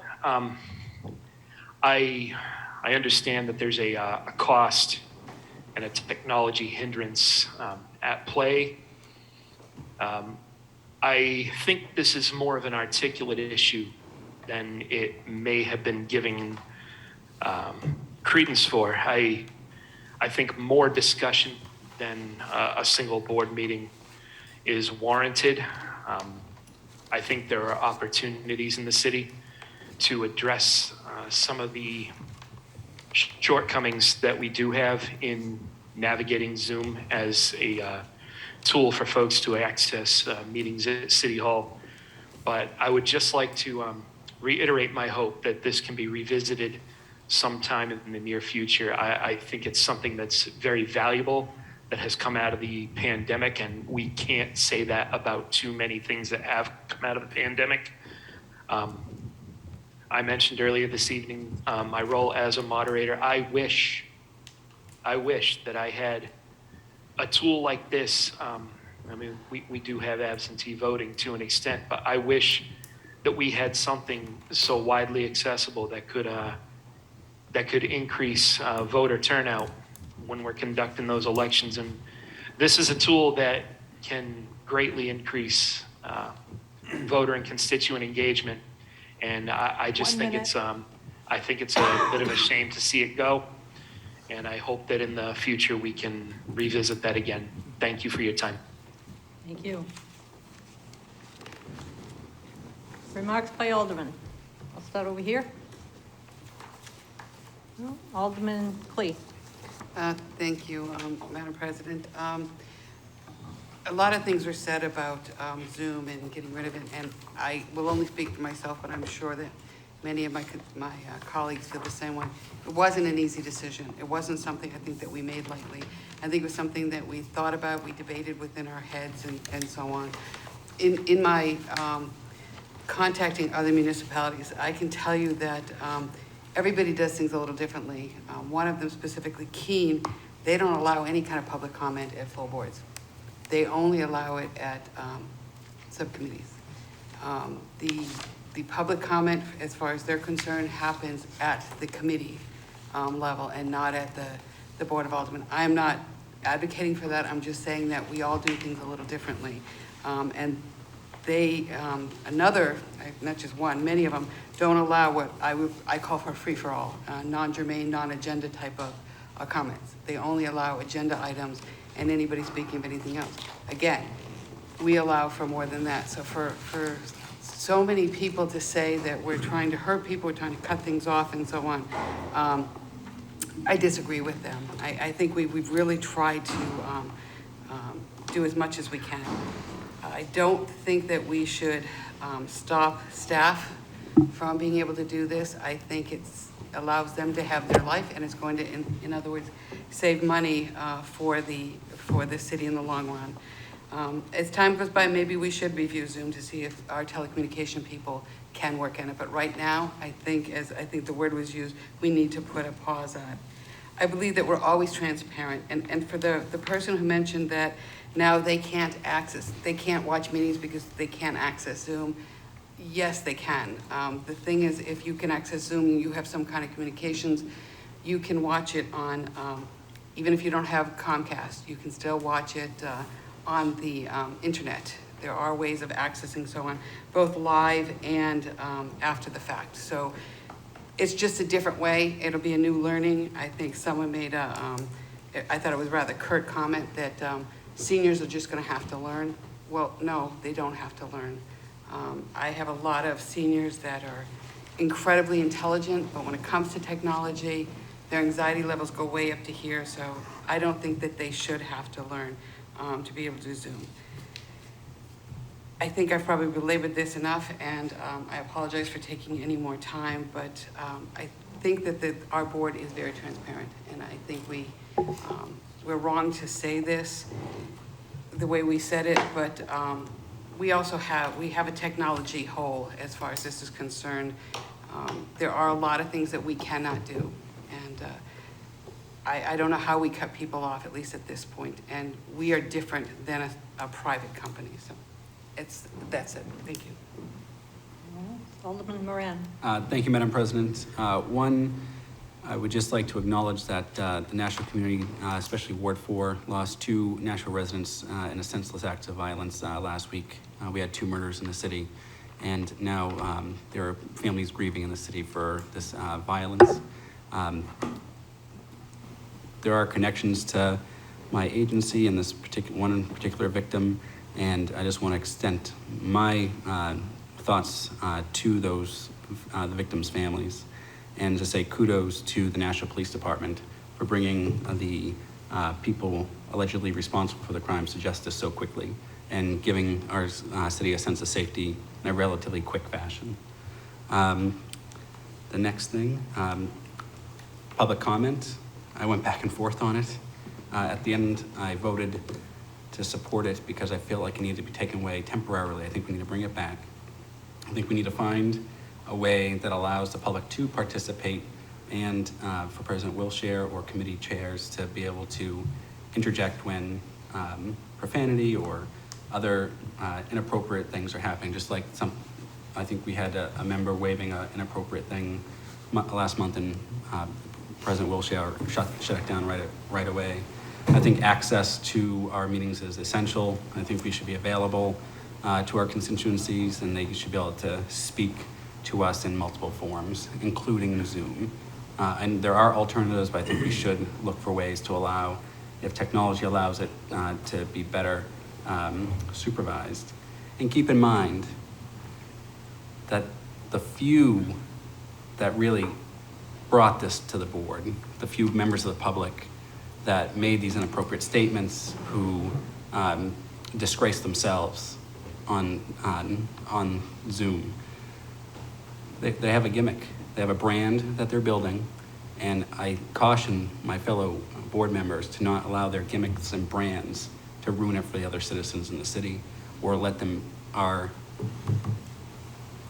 purpose to do good for the majority and the silent majority, as Alderman Timmons stated earlier, to derail the good work that we're all doing for the city and the mayor's office and the city employees. Don't let gimmicks and brands destroy the ability to be involved with our constituency.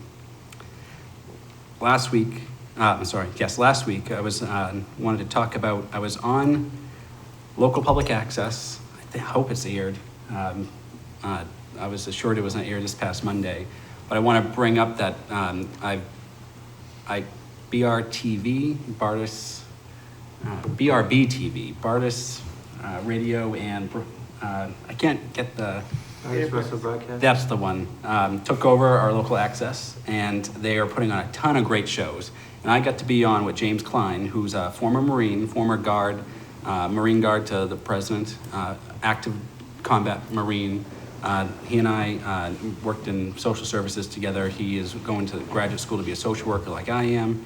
And the name of his show is Changing the Stigma. He has a show on the radio, now he has one on local broadcast. And we talked a lot about the barriers of mental health, how mental health affects the city, and what we can do as a community to improve mental health access.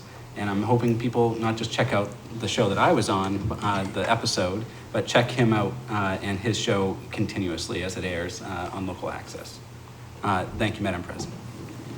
Alderman Lopez. I want to express my condolences to the friends and families of Julie Grachin. She was the woman who was stabbed on Kinsey Street last week.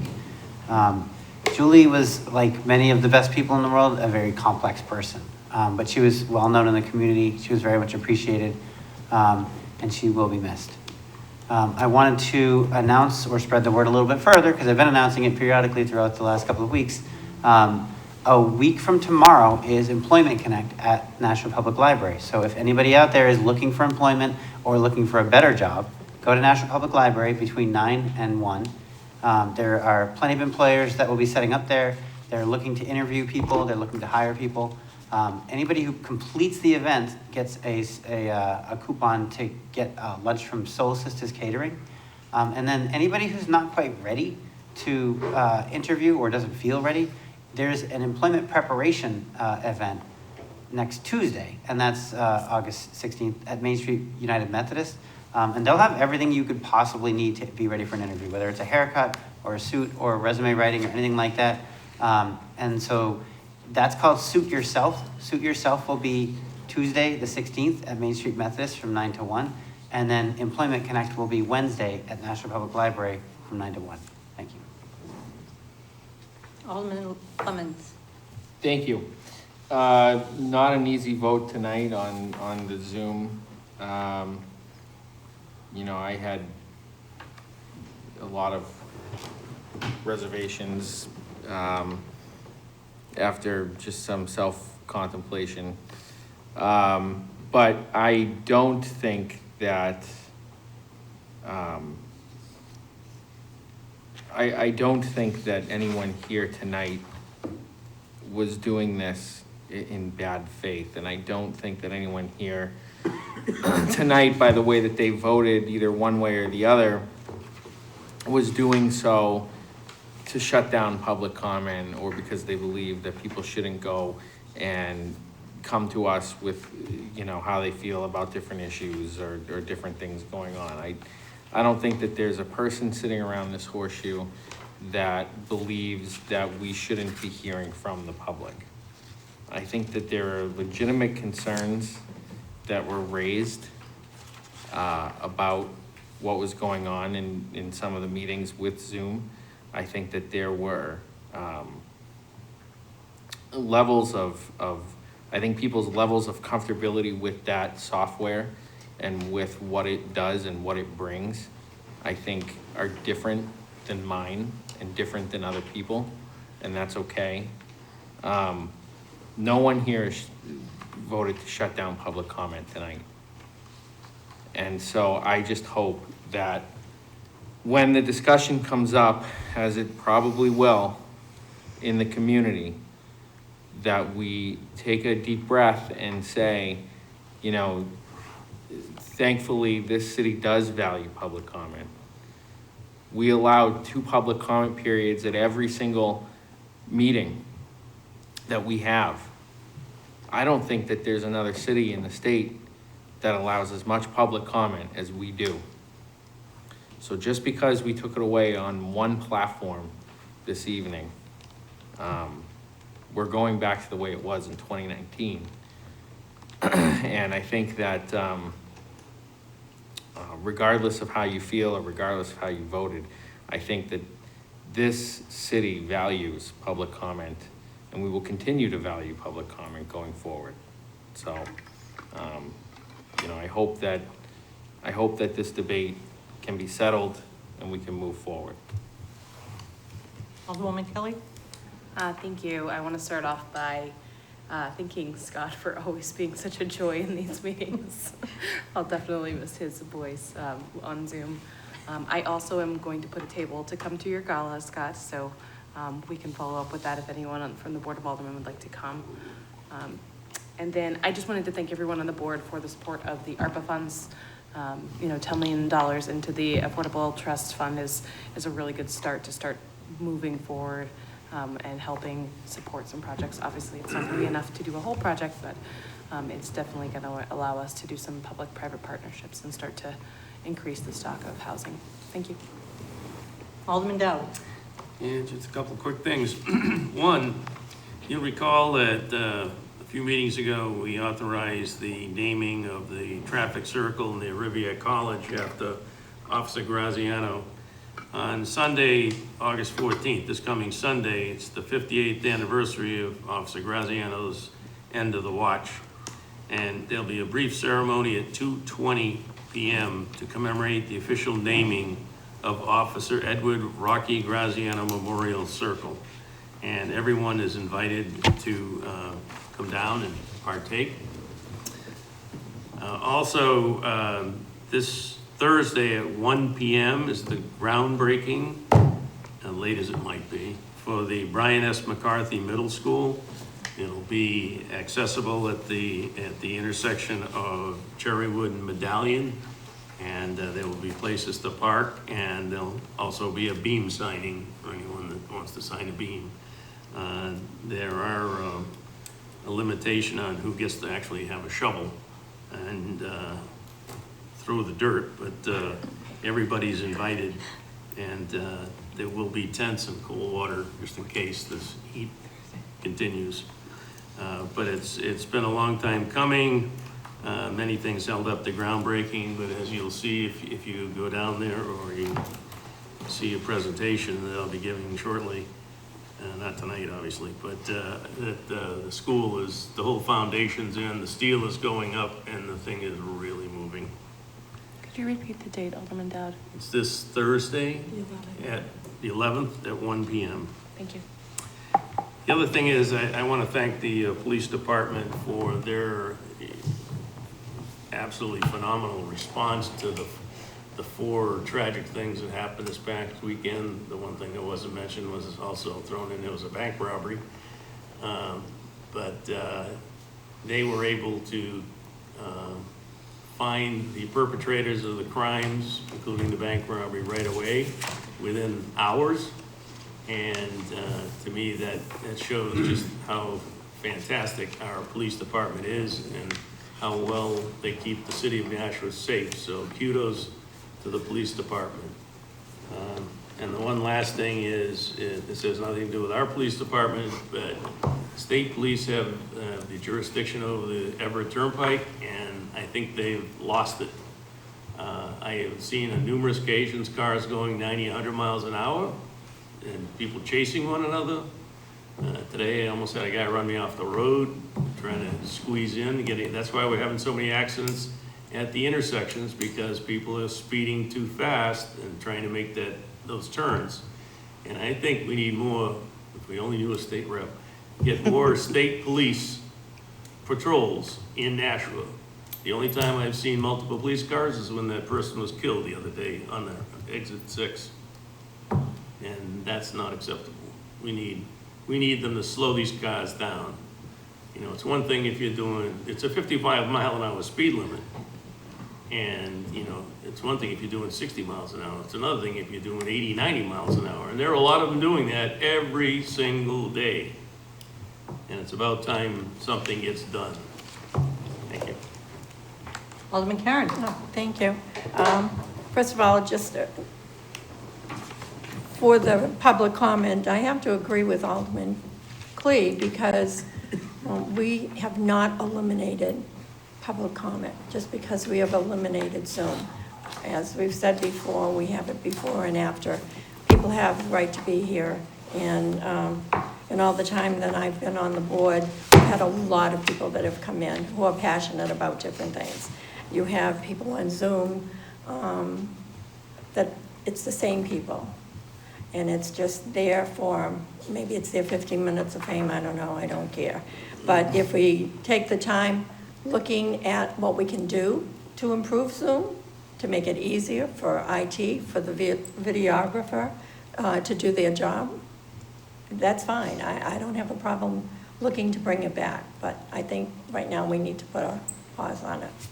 But on an up note, I don't know if anybody went to the Fairy Tale Festival, but I did have a conversation with Jeff over from Park Rec because at the last back to school meeting, he said they had something like 200,000 likes on their Facebook page, and they were anticipating a large crowd, which they got. They probably got almost 5,000 people, which is fabulous. And unfortunately, I didn't go because my wings were at the cleaners. But just so you know, Mayor, and you've been around a long time, next year marks 50 years of Summer Fest, Summer Fun. And I've already told them they better plan something really good and exciting, because it is one of maybe 2 things that the city puts on that is free to the community and has lasted this long. And it started during the gas crisis of 1973. Not high prices, no gas. So everyone had to stay home during the summer. So I think that's great, and kudos to Park Rec for, you know, another successful summer fun program and Fairy Tale Festival. Thank you. Alderman Tebow. Thank you, Madam President. I thought about going, but my daughter is now almost 20, and we had my son's graduation, so we decided not to go, but I don't think she would have let me take her anyway. You know, the one thing I'm going to miss about the Zoom, and I know I spoke out harshly against it earlier, but there is some good that does come out of it occasionally, and it's not just the public comment piece of it, but Scott. He is always positive. We don't always hear the positivity. Hardly, you know, we don't always hear when people think we're doing good. So it's great. I saw him pump his fist when Alderman Dowd said the school was ahead of schedule. He was out there pumping and I could see it. So it's great to see that, and I hope we see Scott in here from time to time. I wanted to respond to Mrs. Musili, Miss Musili, but she's already gone. Just a couple things there. It's not an ADA issue with public comment because the public is able to comment. Even when they don't come here, they can send an email. She did. She sent a long email, which I actually thought was probably let her speak more about her views than the 3 minutes did that she was in here. So public comment is still there in multiple ways. So I didn't respond to her, quite frankly, because the disc golf course right now is still being held. They're still looking into it. I actually talked to Director Sullivan last week at the planning board, and I asked him that exact question, and he said it's still being held up. So there's really nothing to do until the review has gone through to determine if we're doing the right thing, if we're not doing the right thing, if something else needs to be done. So I don't really have a new response to stuff I've already talked to her about early on when I thought disc golf might be mine instead of Mr. Alderman Sullivan's over there. But it's still important because it's right off my ward. So obviously I have a ward that would be using that park. So it's important to me as well. And lastly, we talked a little bit, Mr. Guthrie, who's also gone, said very particular that we're eliminating public comment. And he's been saying that on social media. I've seen it before, and it came again into our email box. Anybody who voted no, and Alderman Clemens already said it, we're not eliminating public comment. And I hope that's what everybody that voted no feels, that we're not eliminating public comment. That's not what we're doing here. There's plenty of ways they can reach out to us. They can come here, they can send us an email, speak to us in person, call us, anything. And like I said about Mrs. Musili, sometimes the emails are longer than the 3 minutes they get. So I think they have the ability to do that. It's not the fact that we can't or can operate Zoom. Maybe some of us can, maybe some of us can't. I think we all can. It's somebody moderating it, somebody using it that's not us. We're trying to work on the people's business. It's not us. So that has nothing to do with it either. Saying we are not having an open government. I've heard other emails say secret meetings. That's illegal, right, Attorney Bolton? That's illegal to have a secret meeting. We cannot have a secret meeting. So if anybody out there catches us, please put us away because it's illegal, please. And lastly, the BOE has lots of parents that are concerned about the stuff that the Board of Education votes on. Probably more so than the stuff we do. A lot of people, as we could tell most often, don't care about what we do. But Board of Education, parents care. And they find ways to be there at the meetings that they need to be at. Like I said, it's packed. So people can always find ways to get to meetings that are important to them where they want to put public comment, whether it's an email or not. They get emails as well that they either put into record or read or whatnot. So I just want to make sure that, because what's going to happen now, and I think it was Alderman Moran that said it, people are going to go out now and say we've eliminated public comment, we've closed our government, we're doing whatever we want, everything illegal, and that's just not the case. And people are going to believe that without listening to any of these meetings. And if you just want to watch the meeting, it's not even that you can watch it publicly on Channel 16. You can watch it the next couple of days on Zoom. Or you go to our website, national website, and you can watch it. And, it's if you just want to know what we're doing, you can watch that. And you can send us an email. I read every single one, just like a lot of you have said. I read every single one. As long as they are, as nasty sometimes as they are, but sometimes we get good ones, I read them all. So we're not doing the things that people are saying. And I hope that the aldermen that did vote against it are out there supporting the fact that even though there was a vote to get rid of it, that we are not eliminating that. And if you guys believe that, that's fine, say it. But I hope you don't allow that to fester out there in the world, because it's not what we're doing. And what it does is it stops us from trying to do the really good things for our wards, whether it's fixing a park or putting through mental health legislation or whatever the things we do to make this city a better city. It gets in the way when people are saying things that aren't false. And that's to Alderman Moran's point, that's the part I have to go. Let them talk. There's 70,000 other people in the city that don't believe that, but that's my problem. So, thank you. Alderman Timmons. Thank you, Madam President. Now I know what flew out of my head, Alderwoman Glee. It was the secret meeting that I wasn't invited to. So I want to say that because it might fly out of my head again. But I asked her, what secret meeting? And I'm not invited to these secret meetings, and I was concerned about it. So thank you. Thank you for.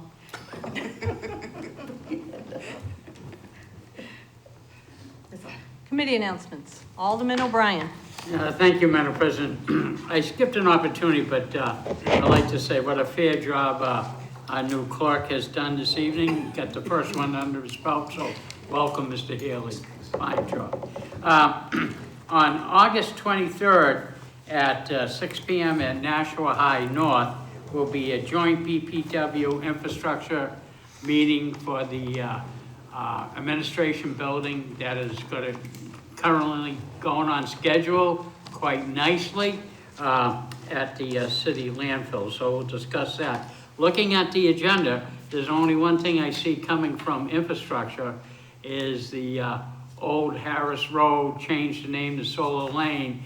The benefit of that is mostly an address, a workable address for the fire department, so in case there's some issue that they can respond. I will call members to see if they, how they feel.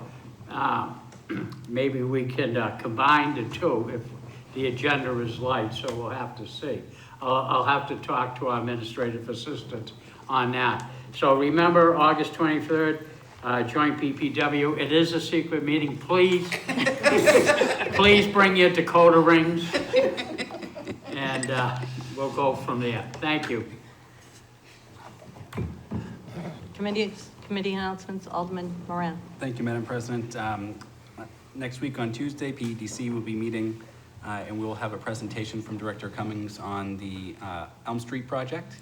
Recently, there's been maybe an article in the newspaper or two about the cost, and I think it's probably best that Director Cummings come and speak to the committee and discuss exactly what the cost may be and where we actually are in the development of that project before random numbers get thrown out. Also, he'll be providing an update on the PAC, the Performing Arts Committee, Performing Arts Center, which will, yes, thank you. So I think many people, as you heard tonight, wanted to hear about it, and we'll be talking about it again next week on Tuesday night. Alderman Lopez. August 15th at 7 p.m. here in the Aldermanic Chamber, we'll have a public meeting of the Human Affairs Committee because I don't have a key to the Star Chamber, so they're all public. Anyone else? Alderman Dowd. Yes, at 7 o'clock on the 23rd, we'll be kicking the Infrastructure Public Works Committee out, and we'll be having the Joint Special School Building Committee at Nashua High North, again at 7 p.m. We have some business, we have to pay some bills and things, so. And that'll also include Franklin Street. Alderwoman Timmons. Thank you, Madam President. Tomorrow at 12:30 in the Health Department, they have the meeting here at City Hall in the auditorium. Okay, thank you. Alderman O'Brien.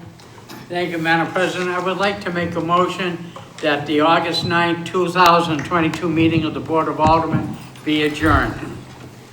Motion is to adjourn. All those in favor say aye. Aye. Opposed? Hey. Motion carries. We are adjourned at 10:02 p.m. Thank you.